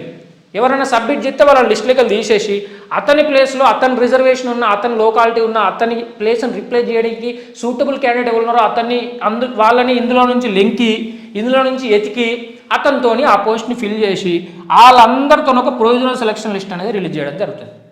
ఇది చేస్తాడు. చేసిన తర్వాత ఒక్కసారి ఇది పబ్లిష్ అయ్యిందంటే ఇక వన్స్ ఇది పబ్లిష్ అయిందంటే మెల్లగా 081 544 081 544 మెల్లగా ఇక ఇక వచ్చింది, ఇక మా టైం వచ్చిందని మెల్లగా వస్తాయి ఆడ. ఒకసారి ఇది పబ్లిష్ చేసినాక provisional selection list can't be changed generally. 90% ఇక ప్రొవిజనల్ సెలక్షన్ లిస్ట్ చేంజ్ కావడానికి ఛాన్స్ లేదు. ఎక్సెప్షనల్ కేసులు ఏదైనా కోర్టు కేసు అయ్యి కోర్టు స్పెసిఫిక్గా డైరెక్షన్ ఇచ్చి పలానా నేమ్ మారువురి, పలానానికి ఇంకోని ఇంక్లూడ్ చేయండి ఆ లిస్ట్లో, ఇట్లాంటి ఏమైనా డైరెక్షన్లు ఇస్తున్నాం, లేకపోతే చాలా ఎమర్జెన్సీ ఇష్యూస్ ఉంటానో ఇట్లాంటి కేసులు తప్ప జనరల్లీ 90% ఇది చేంజ్ కాదు. ఇది చేంజ్ కాదంటే మీనింగ్ ఏం తెలుసా? ఇందులో సెలెక్ట్ అయిన వాళ్ళు జాబ్లో జాయిన్ అయినా కాకుండా నెక్స్ట్ వాళ్ళకి ఆ పోస్ట్ రాదని ఇండైరెక్ట్ చెప్తున్నట్టు ఒక రకంగా. సో ఇది పబ్లిష్ అయినాక మెల్లగా ఇది ఎంటర్ అవుతుంది. ఎంటర్ అయినాక నెక్స్ట్ ప్రొసీజర్ ఏంది? ఇది పబ్లిష్ చేసి మనకు చెప్తారు లిస్టు, దాంతోపాటు డిపార్ట్మెంట్స్కి పంపుతారు. ఇందులోనే ఏ డిపార్ట్మెంట్కి ఎవరు కేటాయించారో కూడా ఉంటుంది. ఆ లిస్టుని డిపార్ట్మెంట్స్కి వేరియస్ డిపార్ట్మెంట్స్కి పంపుతారు. ఏవే పోస్టులు ఉన్నాయో, ఇరిగేషన్ అయితే ఇరిగేషన్, R&B అయితే R&B, లేకపోతే గ్రూప్ 1 అయితే రకరకాల పోస్టులు ఉన్నాయిగా వాటికి పంపుతారు. పంపిన తర్వాత ఇక్కడతోనే TSPSC పని ఒడిసింది. ఇక కేల్కతం దుకాణం బంద్, మాకు సంబంధం లేదు, మాకు రిక్రూట్మెంట్ ఇచ్చిరు, గిన్ని పోస్టులు అని చెప్పారు, ఎగ్జామ్ పెట్టినాం, గన్ని పోస్టులకి. ఇది ప్రొవిజనల్ సెలక్షన్ లిస్ట్ అనేది equal to number of notified పోస్టులకి చేస్తారు. అన్లెస్ కోర్టు స్టే ఏదన్నా ఉంటే తప్ప కొన్ని పోస్టులను రిడ్యూస్ చేయడం అనేది జనరల్గా జరగదు. ఐదర్ ఈక్వల్ అనే చెప్తారు లేదా లెస్ అనే చెప్తారు. మోర్ అయితే చేయరు. 100 పోస్టులు పడ్డాయి అనుకోండి, 100 మంది లిస్ట్ అని ఇస్తారు, లేదా 100 కన్నా తక్కువ మంది లిస్ట్ అని ఇస్తారు. Case to case. కొన్ని కొన్ని కేసులు ఎట్లుంటే కోర్టు ఒక 10 పోస్టులు పక్క పెట్టురు, 20 పోస్టులు పక్క పెట్టురు అంటే అట్లాంటప్పుడు తక్కువ ఇస్తారు. సో ఇట్లా రకరకాలు. లేకపోతే ఎలిజిబుల్ క్యాండిడేట్లు లేరు సపోజ్, ఇవంతా లెంకినా కూడా 100 పోస్టులకి సెలెక్ట్ కానీ కొన్ని కేటగిరీలలో ఎలిజిబుల్ క్యాండిడేట్లు ఉండరు, వాళ్ళ రకరకాల ఇష్యూలు ఉంటాయి, అప్పుడు కూడా వాళ్ళు పీకేస్తారు. సో అప్పుడు either equal or less number of పీపుల్ని సెలెక్ట్ చేసి లిస్ట్ అనేది పబ్లిక్ చేస్తారు. ఇది డిపార్ట్మెంట్స్ పంపుతారు. పంపిన తర్వాత డిపార్ట్మెంట్స్ ఏస్తాయి, అపాయింట్మెంట్ లెటర్స్ ఇస్తాయి. ఇక్కడ అపాయింట్మెంట్ లెటర్స్ అంటే ఇది డిపార్ట్మెంట్ ఇష్టం అండి, ఇది గుర్తుపెట్టుకోవాలి. చాలా మందికి అర్థమవుతలేదు. ఫైనల్ లిస్ట్ వచ్చేస్తే అపాయింట్మెంట్ వచ్చినట్టే అనుకుంటారు, కాదు. లిస్ట్ వచ్చినా కూడా అపాయింట్మెంట్ లెటర్ ఇవ్వాలా లేదా ఇది డిపార్ట్మెంట్ చాయిస్. ఇప్పుడు బాల్ అనేది డిపార్ట్మెంట్ కోర్టులోకి పోతుంది, ఇక్కడికి టీఎస్పీఎస్సీ ఇష్యూ ఓవర్, మాకు అపాయింట్మెంట్ ఎందుకు ఇస్తలేరు సార్ అని చెప్పి మీరు టీఎస్పీఎస్సీ దగ్గర పోతే ఒక్కడ దాన్ని పంపిస్తాడు మిమ్మల్ని. రిక్రూట్మెంట్ చేసినాం, లిస్ట్ ఇచ్చినాం, మాకు సంబంధం లేదు, అపాయింట్మెంట్ ఇస్తారా మీరు పోయి డిపార్ట్మెంట్తో మాట్లాడుకోరు, నాకేం సంబంధం అంటాడు. మీరు మొన్న రీసెంట్గా జరిగిన 2016 గ్రూప్ 2 చూస్తే 2016 గ్రూప్ 2 2018 19లో అయిపోయింది. 19లో అయిపోతే వాళ్ళు 2021 దాకా పోస్టింగ్ ఇవ్వలే, అపాయింట్మెంట్ ఇవ్వలేదు తెలుసా మీకు. 2 years ఇవ్వలే. అప్పుడు మొత్తుకుంటూ లొలియెత్త 2 సంవత్సరాలతో బెల్లగిచ్చి ఇచ్చి పని ఇవ్వలే. మళ్ళీ జోక్ చూడురి, ఇక పోనీ అపాయింట్మెంట్లో ఎడతారని చెప్పి ఇచ్చేసి మళ్ళీ పని చెప్పలేదు, మళ్ళీ కూర్చుని పెట్టి కొద్దురు. ఇప్పుడు ఏం చెప్తారో నేను ఇంకా మళ్ళీ ఫాలో కాలే. సో ఇట్లా ఇది డిపార్ట్మెంట్ ఇష్టం. ఒక డిపార్ట్మెంట్ ముందు ఇవ్వచ్చు, ఒక డిపార్ట్మెంట్ లేట్ ఇవ్వచ్చు, ఒక డిపార్ట్మెంట్ ఎప్పుడో ఇవ్వచ్చు, అది వాళ్ళ ఇష్టం, మనకు తెలియదు. నేను అప్పుడు బ్యాంక్ ఎగ్జామ్ రాసిన, సెయిల్ ఎగ్జామ్ రాసిన. బ్యాంక్ పీఓ వచ్చింది, అటు సెయిల్ మేనేజ్మెంట్ ట్రైన్ వచ్చింది. సెయిల్ యాక్చువల్గా తర్వాత పెట్టిన ఎగ్జామ్, వాళ్ళేమో నెక్స్ట్ డేనే ఇచ్చారు అపాయింట్మెంట్. ఈ బ్యాంక్ ఎగ్జామ్ ఎప్పుడో పెట్టిన 1 year బ్యాక్, వాళ్ళ అపాయింట్మెంటే వస్తలేదు. రాకపోతే నేను ఏం చేసిన, ఏది వస్తుందో దానికి పోతాం కదా, దానికి వెళ్ళిపోయినాం మనం. ఇట్లా ఎవరి ఇష్టం వాళ్ళు, ఎప్పుడు ఇస్తారని గ్యారెంటీ లేదు. ఇది దీని తర్వాత ఏమవుతుంది, దీని తర్వాత కూడా జీవో 81 544 మస్తు స్ట్రాంగ్ అవుతుంది. ఇక్కడనే ఎంటర్ అవుతుంది, కానీ స్ట్రాంగ్ ఎక్కడైతుంది బాగా అంటే, ఒక్కసారి అపాయింట్మెంట్ లెటర్ ఇచ్చిరంటే కేల్ కథం దుకాణం బంద్, నువ్వేం చేసినా దుకాణం బంద్, ఘోరంగా స్ట్రాంగ్ అవుతుంది ఇక్కడ హోల్డ్. ఈ స్ట్రాంగ్ అయిన తర్వాత ఏం చెప్తారు, వీళ్ళు జాయిన్ అయ్యారు, టైం ఇస్తారు, 30 days 45 days కొద్ది రోజులు టైం ఇస్తారు అపాయింట్మెంట్ లెటర్ ఇచ్చి. ఒకవేళ జాయిన్ కాకపోతే ఆటోమేటిక్గా నీది అపాయింట్మెంట్ క్యాన్సిల్ అని చెప్తారు. నువ్వు ఒకవేళ ఎక్స్టెండ్ చేయాలనుకుంటే పర్మిషన్ తెచ్చుకుని ఎక్స్టెండ్ చేసుకోవాలి. నీకు నువ్వు జాయిన్ కాకపోతే కుదరదు. డిపార్ట్మెంట్ జరిపి సార్ 30 days చాలదు, నాకు పలానా ప్రాబ్లం ఉందని నువ్వు రిక్వెస్ట్ చేసుకుంటే చేసుకోవచ్చు. అది కేస్ టు కేసు. దీని తర్వాత ప్రొబేషన్ అని ఉంటుంది మనకు. జాయిన్ అయిన తర్వాత ఏముంటుంది, ప్రొబేషన్ కమ్ ట్రైనింగో, లేకపోతే ఇండక్షన్ ట్రైనింగో, ప్రొబేషన్ అనో, లేకపోతే ట్రైనింగ్ పీరియడ్ అనో, రకరకాల పేర్లతో పిలుస్తారు. ఇది జనరల్లీ 2 years ఉంటుంది. జనరల్లీ అన్ని డిపార్ట్మెంట్స్ ఏమన్నా రూల్ లేదు, అన్ని గవర్నమెంట్స్ ఏమన్నా 2 years ఒక కామన్గా చెప్తాను. ఈ 2 yearsలో డిపార్ట్మెంట్ ఏం చేస్తుంది అంటే, డిపార్ట్మెంటు ఎంక్వైరీ కండక్ట్ చేస్తుంది, మీ మీద ఎంక్వైరీ కండక్ట్ చేస్తుంది. ఎస్పెషల్లీ మీ మీద క్రిమినల్ కేసులు ఉన్నాయా, మీ యాంటిసిడెంట్స్ ఎట్లున్నాయి, లేకపోతే మీరు సబ్మిట్ చేసిన సర్టిఫికెట్లు ఏమైనా ఇష్యూస్ ఉన్నాయా, ఇవన్నీ చెక్ చేయడం జరుగుతుంది. అది డిపార్ట్మెంట్ ఇష్టం, ఏమేమి చెక్ చేయాలనేది డిపార్ట్మెంట్ ఇష్టం. ఈ 2 years ఎంక్వైరీ చేస్తుంది. ఎంక్వైరీ చేసి ఓకే క్యాండిడేట్ అనుకుంటే అప్పుడు రెగ్యులరైజేషన్ ఇస్తుంది మీకు. అప్పుడు కన్ఫర్మ్ అయినట్టు యాక్చువల్గా మీ జాబు. ఈ 2 years దాకా కూడా మీకు కన్ఫర్మ్ అనేం లేదు. 2 years పీరియడ్లో కూడా డిపార్ట్మెంట్కి తీసేయాలనుకుంటే తీసేసే అధికారం ఉంది. You can't claim A right, ఇది నా జాబ్ అని క్లెయిమ్ చేయడానికి లేదు. ఏదైనా రీజన్స్ ఉంటే తీసేయచ్చు. సో దీన్నే ప్రొబేషన్ కమెన్స్మెంట్ అంటారు, ప్రొబేషన్ కంప్లీషన్ అంటారు, రకరకాలు ఉంటుంది.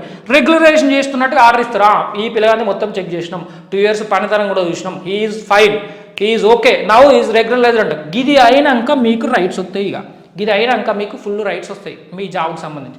దీని తర్వాత చెప్తుంది ఒకటి సీనియారిటీ లిస్ట్ కూడా ప్రిపేర్ చేసి ఇస్తుంది. అంటే ఆ పలానా టైంలో జాయిన్ అయిన వాళ్ళందరినీ సీనియారిటీ వైజ్గా ఒక లిస్ట్ తయారు చేసి రేపు ప్రమోషన్ వస్తే ఎవరికి ఫస్ట్ ఇవ్వాలి, ఎవరికి సెకండ్ ఇవ్వాలి అనేది ఒక లిస్ట్ అనేది పబ్లిక్ చేసుకుంటుంది. అది డిపార్ట్మెంటల్ ఇంటర్నల్ మ్యాటర్. ఇది హోల్ ప్రాసెస్ రఫ్గా చెప్పిన. ఇందులో కొన్ని స్టెప్స్ మిస్ అయినాయి. కొన్ని డిపార్ట్మెంట్స్కి ఇక్కడ DVCVతో పాటు ఇక్కడ మెడికల్ టెస్టులు కూడా పెడుతున్నాయి. కేస్ టు కేసు నేను రఫ్గా ఒక TSPSCని బేస్ చేసుకుని రఫ్గా చెప్పిన. మెడికల్ టెస్టులు పెడతాయి, కొంతమంది టెస్టులు పెడతారు, ఫామ్ ఇవ్వమంటారు డైరెక్ట్. సపోజ్ మనం పవర్ సెక్టర్ తీసుకుంటే వీళ్ళు మెడికల్ టెస్ట్ ఏం పెట్టారు, ఏం చెప్తారు, నిన్నే ఫామ్ ఇవ్వమంటారు, ఒక ఫామ్ ఇస్తారు. ఆ ఫామ్గా అన్ని నింపి గవర్నమెంట్ అసిస్టెంట్ సర్జన్తోనో సివిల్ అసిస్టెంట్ సర్జన్తోనో ఏదో ఒక క్యాడర్ ఎంప్లాయ్తోని గవర్నమెంట్ డాక్టర్తోని సంతకం పెట్టుకొని రమ్మంటారు. నీకు ఏమేమి వ్యాధులు ఉన్నాయో అతను చెక్ చేసి సంతకం పెట్టుకొని రావాలి. సో ఆ ఫామ్ తీసుకుంటారు అంతే, వాళ్ళు ఏం కండక్ట్ చేయరు. సింగర్ అయిన వాళ్ళైతే మెడికల్ టెస్టులు వాళ్ళు ఓన్గా పెడుతున్నట్టున్నారు. కొన్ని డిపార్ట్మెంట్స్ పెడతాను. TSPS అయితే నాకు తెలిసి మెడికల్ టెస్టులు ఏం పెడతలేదు, వాళ్ళు కూడా ఏదో ఫామ్ ఇస్తారని అనుకుంటాను. దీని మీద నాకు ఐడియా లేదు, మళ్ళీ ఏమైనా ఉంటే చెప్తా. సో ఈ మధ్యలో ఇంకా 2-3 స్టేజ్లు ఉంటాయి, అది వాళ్ళ ఇష్టం, మనకు తెలియదు. This is the whole procedure. ప్రస్తుతం ఉన్నది చెప్పిన. ఇందులో GO 44 ఇవి ఎక్కడ వస్తున్నాయి, ఇది ఇప్పుడు చూద్దాం ఎక్కడ వస్తున్నాయి. ఏమవుతుందంటే ఇక్కడ రిలింక్విష్మెంట్ ఇస్తే ఓకే, వాడు దయాదాక్షిణం ఆలోచించి అమ్మాయి అయితే అమ్మాయి 2-3 జాబులు వచ్చి ఎందుకు ఇంకోనికి వచ్చే జాబు నాకెందుకు, ఎట్లా 2 తీసుకోలేను కదా, ఒకటే కదా తీసుకునేది అని చెప్పి అతను రిలింక్విష్మెంట్ ఆమె రిలింక్విష్మెంట్ ఇస్తే ఇది ఓకే. ఇయ్యలేని పక్షంలో ప్రొవిజన్ లిస్ట్ సెలెక్ట్ అయినాక లిస్ట్ అయితే మాత్రం దీన్ని చేంజ్ చేయడం కుదరదు. ఇందులో చాలామంది ఏమవుతుందంటే ఈ ప్రొవిజనల్ లిస్ట్ వస్తుంది, వచ్చిన తర్వాత గ్రూప్ 4లో లిస్టులో ఏముంటుంది, ఇటు ఏడబ్ల్యూలు ఉంటుంది, అటు ఏదో టీపీబీఓలు ఉంటుంది, ఇటు ఏదో గ్రూప్ 2లు ఉంటుంది, రకరకాలు ఉన్నది అనుకుందాం. అతను జాయిన్ కాడు, ఒక దాంట్లో జాయిన్ అవుతాడు. ఆ పోస్ట్ ఏమవుతుంది, నాన్ జాయినింగ్ అంటారు. దాన్ని ఏమంటారు, ఎవరన్నా వ్యక్తి ప్రొవిజనల్ సెలక్షన్ లిస్టుల పేరుండి అపాయింట్మెంట్ లెటర్ ఇచ్చినాక కానీ ఇయ్యకముందు కానీ ఇచ్చినా కానీ ఇయ్యకముందు కానీ అతను రాకుండా వేరే దానికి వెళ్ళిపోతే దాన్ని నాన్ జాయినింగ్ పోస్ట్ అంటాం. రెండోది రిలింక్విష్మెంట్ రిజైన్డ్ పోస్ట్. ఈ రిలింక్విష్ వేరండి, పేరు ఏముందని ఇది అది అనుకోదు, కాదు. ఇది జాయిన్ అయ్యి వెళ్ళిపోతే అంటే ఒక వ్యక్తి జాబ్ ఇచ్చినాం, సెలక్షన్ లిస్టులో పేరు ఉంది, అతనికి అపాయింట్మెంట్ లెటర్ ఇచ్చింది గవర్నమెంట్, జాయిన్ అయ్యిండు, 30 days టైం ఇస్తే జాయిన్ అయ్యిండు, పని చేసుకుంటాంటే సడన్గా పిఎల్లో సెలెక్ట్ అని ఆలోచన రాగానే నాకు ఇది వద్దు, ఈ జాబ్ మంచి లేదు, ఇక్కడ పని మంచి లేదు, ఏంది లొల్లి, నాకు మంచి వేరే జాబ్ వచ్చింది అని చెప్పి అతను వెళ్ళిపోయాడు, రిజైన్ చేసి. అప్పుడు దాన్ని రిలింక్విష్డ్ లేదా రిజైన్డ్ పోస్ట్ అంటారు. ఈ 2 టర్మ్స్ ఎక్కువ వాడతారు. వీటితో పాటు ఒక కొత్త టర్మ్ చెప్తానా అండ్ ఇంకొక కొత్త విషయం కూడా మీకు చెప్పబోతానా. ఇది చాలా మంది ఎవరికి తెలియదు. దీనివల్ల కొంతమందికి చాలా యూజ్ ఉంటుంది. కొంతమందికి terminated or cancelled appointment post అంటే ఈ ప్రొబేషన్ టైం అని చెప్పినా కదా మీకు, 2 సంవత్సరం ఏదో ఉంటుందని. ఈ టైంలో గవర్నమెంట్ మీ మీద చెకింగ్ చేస్తానని చెప్పినా కదా డిపార్ట్మెంటు, కేసులు ఉన్నాయా, రకరకాల వేరే రకాల ఇష్యూస్ అన్ని చెక్ చేస్తాను కదా. చెక్ చేసినప్పుడు మీరు ఇచ్చిన డేటా తప్పనో, మీ మీద కేసులు ఉన్నాయనో, లేకపోతే మీ సర్టిఫికేట్లు కరెక్ట్ ఇవ్వనో, ఫేక్ అనో, డేటా తప్పుందనో, ఏదో ఒకటి తప్పని తేలినప్పుడు డిపార్ట్మెంట్ ఏం చెప్తుంది, మిమ్మల్ని ఈ 2 years టైంలో మిమ్మల్ని తీసేవచ్చని చెప్పినా కదా, అప్పుడు మిమ్మల్ని టర్మినేట్ చేస్తుంది. This candidate is not eligible candidate, this candidate is not true candidate, is faking the details, is misguiding us, he gives us wrong information, he has some criminal background, ఇవన్నీ ఏదో ఒక రీజన్తో మిమ్మల్ని టర్మినేట్ చేస్తుంది. Terminate చేస్తే దాని meaning ఏంటంటే మీ అపాయింట్మెంట్ని cancel చేస్తుంది. చేసినాక ఈ పోస్ట్ కూడా మిగులుతుంది కదా. ఇగో ఈ 3 రకాల పోస్టులకు కూడా ఇప్పుడు ప్రస్తుతం ఉన్న రూల్స్ ప్రకారం ఏం జరుగుతుందంటే నెక్స్ట్ రిక్రూట్మెంట్కి ఇవి ఫార్వర్డ్ అవుతాయి. ఈ పోస్టులన్నీ కూడా అబ్బాయి జాయిన్ కాకున్నా, అమ్మాయి జాయిన్ అయ్యి వెళ్ళిపోయినా, లేకపోతే గవర్నమెంట్ డిపార్ట్మెంటే అతను పనిచేసేటప్పుడు అతని థింగ్స్ అనేవి తప్పున్నాయని తెలిసి తీసేసినా, అప్పుడు ఈ 3 రకాల పోస్టులకు ప్రస్తుతం ఉన్న రూల్స్ ప్రకారం నెక్స్ట్ రిక్రూట్మెంట్కి ఆ పోస్టులు ఫార్వర్డ్ అయితే వీటిని బ్యాక్లాగ్ పోస్టులు అంటాను. కానీ మీకు చెప్తాను కదా కొత్త విషయం ఒకటి, అది ఇప్పుడు చెప్పబోతాను చూడరు. ఏంటిదంటే ఈ టర్మినేటెడ్ పోస్ట్ అనేది ఒకటి ఉంది చూడురి, డిపార్ట్మెంటే టర్మినేట్ చేస్తుంది అతను తప్పు డీటెయిల్స్ ఇచ్చిందని చెప్పి. ఈ పోస్టు బ్యాక్లాగ్ కాదు అసలు, దీనికి నెక్స్ట్ క్యాండిడేట్కి జాబ్ ఇవ్వాలి అని చాలాసార్లు కోర్టులు చెప్పినాయి. ఈ విషయం ఎవ్వరు తెలియదు. రిక్రూట్మెంట్ అవుతుంది, లిస్ట్ ఇస్తారు, జాయిన్ అయిన తర్వాత అందరు మర్చిపోతారు రిక్రూట్మెంట్ని. కాదు, ఏం చేయాలి మీరంటే, మీరు కనుక బార్డర్ మార్క్స్తో ఉంటే, మీరు ఏ రిక్రూట్మెంట్ అయినా తీసుకోండి, మీ మార్కులు బార్డర్లు ఉంటే మీరు ఏం చేయాలంటే ఆ రిక్రూట్మెంట్ని వీళ్ళు జాయిన్ అవడంతోనే ఇడిచిపెట్టొద్దు. మీరు ఏం చేయాలి, ఈ రెగ్యులరేషను ప్రొబేషను ఈ లిస్ట్ వస్తుంది, ప్రొబేషను రెగ్యులరేషన్ లిస్ట్ వస్తుంది. ఈ లిస్ట్ వచ్చేదాకా చూడాలి. ఇది 2 years 3 years 4 years తర్వాత కూడా వస్తుంది ఒక్కొక్కసారి. ఈ లిస్ట్ చూడాలి. ఈ లిస్టులో కనుక ప్రొవిజనల్ సెలక్షన్ లిస్టులో ఉన్న వాళ్ళు ఈ లిస్టులో లేరు అనుకోండి ఎవరన్నా, దాని మీనింగ్ ఏంటంటే వాళ్ళని డిపార్ట్మెంటే వాళ్ళు ఏదో తప్పు చేసిరని పీకేసినట్లు లెక్క. తప్పంటే వాళ్ళ డీటెయిల్స్ తప్పిచ్చిరని. అట్లా పీకేస్తే కనుక ఆ పోస్ట్ని ఖచ్చితంగా కిందోళ్ళకి ఇవ్వాలి. దీనికి మీరు కోర్టు కేసు వేసుకొని తెచ్చుకోవచ్చు. ఈ విషయం చాలా మందికి తెలియదు. మనం ఆల్రెడీ రిక్రూట్మెంట్ జాయిన్ అవుతూనే అందరం మర్చిపోతాం. కాదు, ఎప్పుడు కూడా ఈ లిస్టుని చెకింగ్ చేయాలి. కాకపోతే ఇది టైం పడుతుంది. ఇది ఒకటి. ఈ రెండింటికి సంబంధించి అయితే గవర్నమెంట్ బ్యాక్లాగ్ అని క్లియర్గా చెప్పింది. ఇది మీరు కోర్టు కేసు వేస్తే వస్తుంది, లేకపోతే రాదు. ఇది కూడా బ్యాక్లాగ్ కింద పోతుంది యాజ్ ఆఫ్ నౌ. ఇప్పుడు ప్రస్తుతం మనకి ఏంది ఇష్యూ ఉంది, దానికి సంబంధించి పరిష్కారాలు ఏమున్నాయి అనేది చూద్దాం.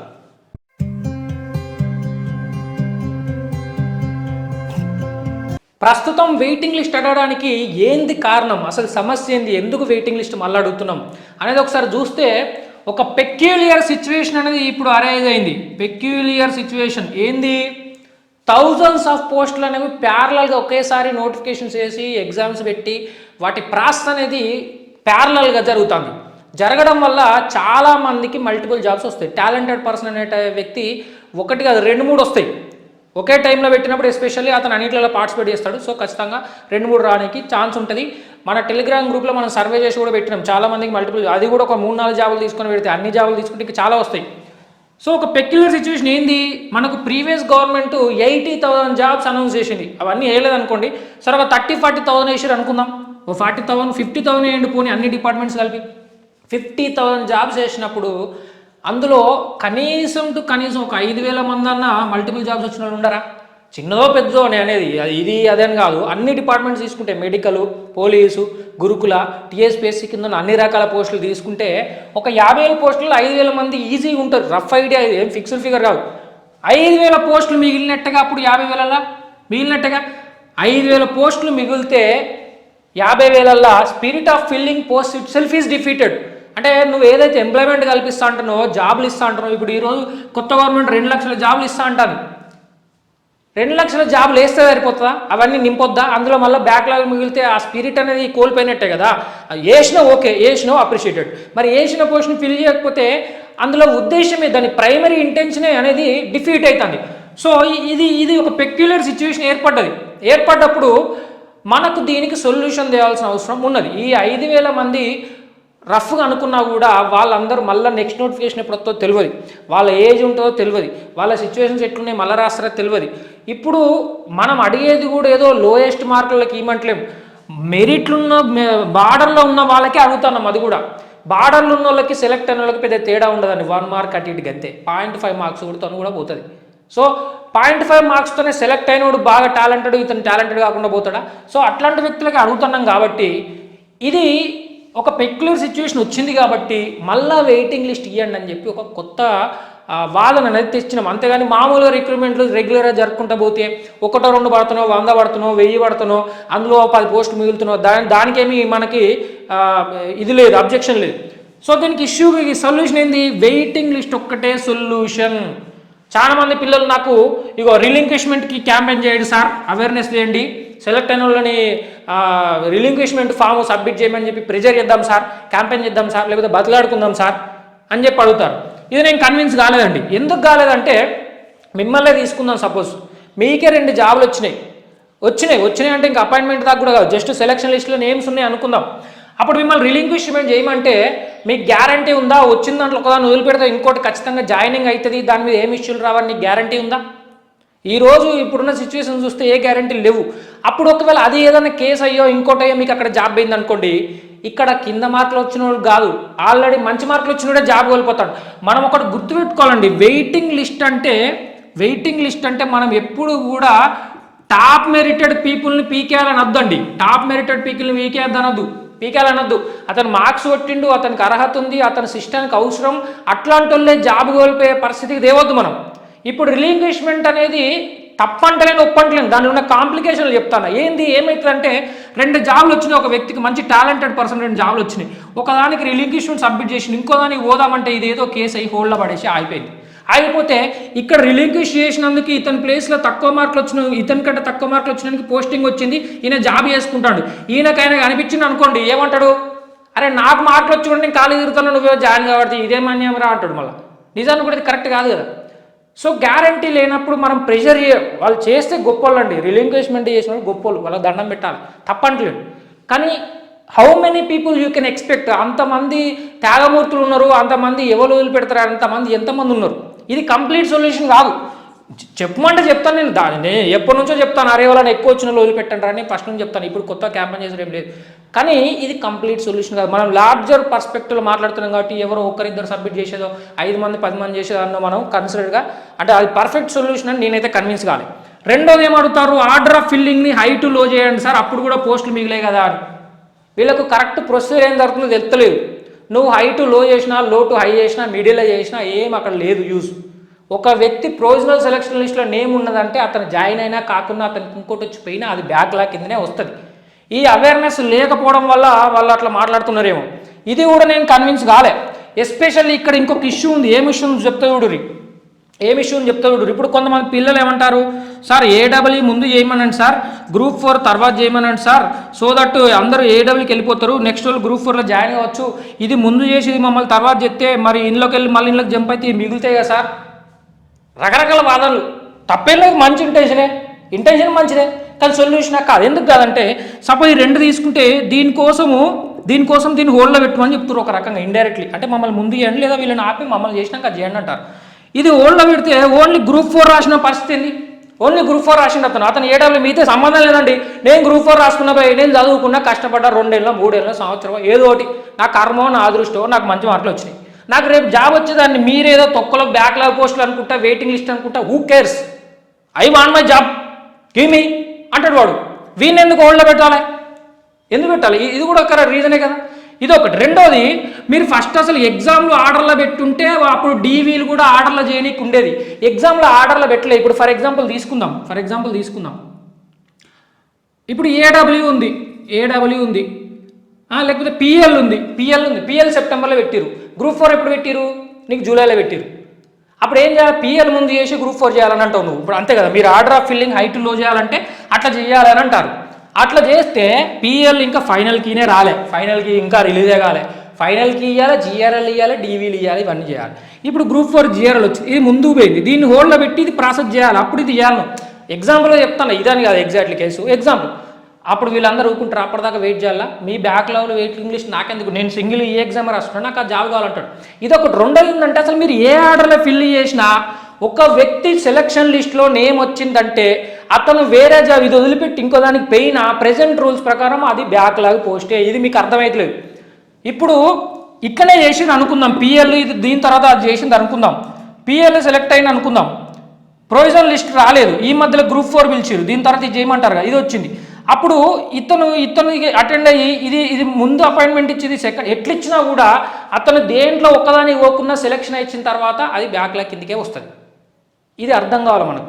అండ్ అదిగాక ఇట్లా కొంతమంది ఆగాలని ఎట్లా చెప్తాం అంటే మన స్వార్థం కోసం ఇంకొని ఆగాలంటామా? అట్లా నీకు లేదు, ఎవరి రైట్స్ వాళ్ళే కదా. సో ఇంటెన్షన్ తప్పు కాదు, this intention is good, intention I appreciate, but this is not a solution. So ఫైనల్గా అల్టిమేట్ సొల్యూషన్ అంటే ఇది ఒకటే ఉంది.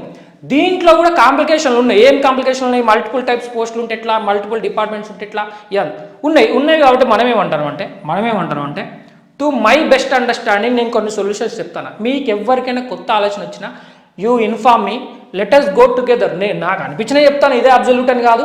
అండ్ గవర్నమెంట్లో చాలా మంది మేధావులు ఉంటారు, వాళ్ళు కొంచెం స్వార్థం వదిలిపెట్టి ఆలోచిస్తే వాళ్ళకి బోలెడ్ సొల్యూషన్లు దొరుకుతాయి. అట్లా చేస్తే we will appreciate it more.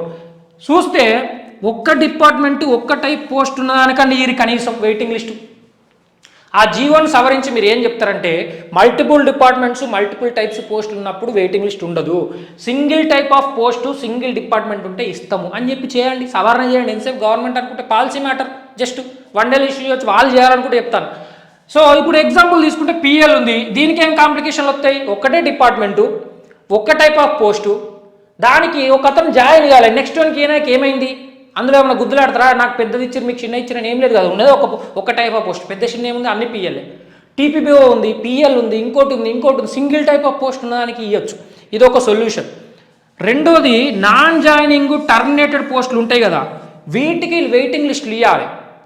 మనకు అట్లీస్ట్ అన్ని కేసులకి ఇయ్యనంటే అంటే ఒక అతను జాయిన్ అయ్యి రిజైన్ చేసిపోతే అది దాదాపు బ్యాక్లాగ్ కిందకే వస్తుంది.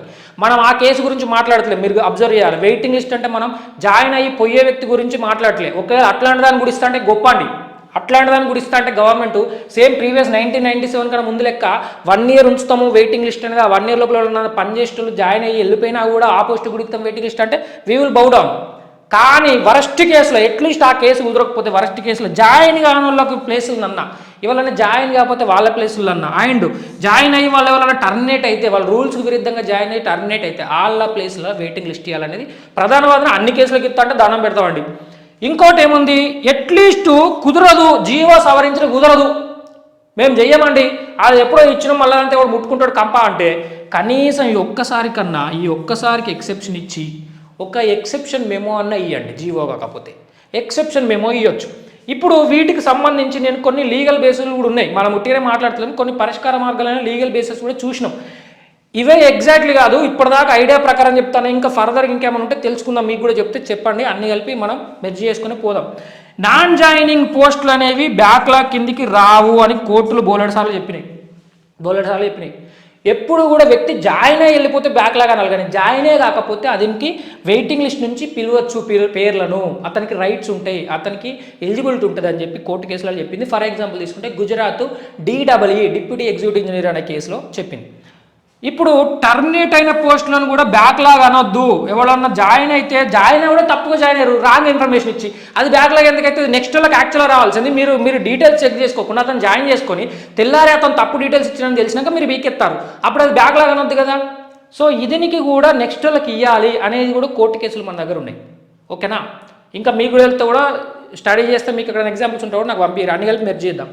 ఇది కాక ఎక్సెప్షనల్ కేస్ కింద ఇది పెక్యులర్ సిచ్యువేషన్ అది ఒక్కసారికి కనీసం మీరు జియో కంప్లీట్ పర్మనెంట్గా సవరించలేకపోయినా కానీ కనీసం ఒక్కసారికి ఒక మెమో ఇచ్చి ఎక్సెప్షన్ ఇచ్చినా కూడా సింగిల్ పోస్ట్ సింగిల్ డిపార్ట్మెంట్కి ఉన్నదానికి ఇచ్చినా కూడా అన్ని పోస్టులకు ఇస్తాము అన్ని బ్యాక్లాగ్కి ఇస్తామంటే దండమండి. అట్లాంటి సొల్యూషన్ మీకు ఏమైనా తెలిస్తే ఇది కంప్లీట్ సొల్యూషన్ కాదు, నాకు తెలిసిందే చెప్తాను. ఇంతకన్నా బెటర్ సొల్యూషన్ ఉంటే ప్లీజ్ రికమెండ్ అస్. మీరని కాదు ఇంటలెక్చువల్స్ గోల్డ్ మంది ఉంటారు గవర్నమెంట్లో, వాళ్ళకి తెలియదు కాదు ఈ కేసులన్నీ, కానీ వాళ్ళు ఏందో మరి ఎందుకు చెయ్యరో తెలియదు. సో వాళ్ళు ఇంకా ఎక్సలెంట్ సొల్యూషన్ ఇస్తే we will appreciate and we will follow that.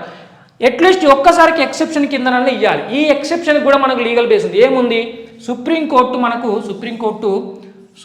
ఏం చెప్పిందంటే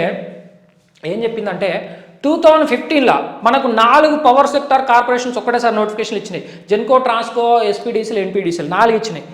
ఇచ్చినప్పుడు చాలా మందికి మల్టిపుల్ జాబ్లు వచ్చినాయి. కానీ అందులో అందరు చాలా మంది జెన్కో ఆప్ట్ చేసారు, ఎక్కువ శాలరీ మంచిగా ప్లాంట్లో బాగుంటుందని చెప్పి, విత్ ఇన్ ద సర్కిల్ బతకొచ్చు మనం బయట ఆడ తిరుగుడు కంటే.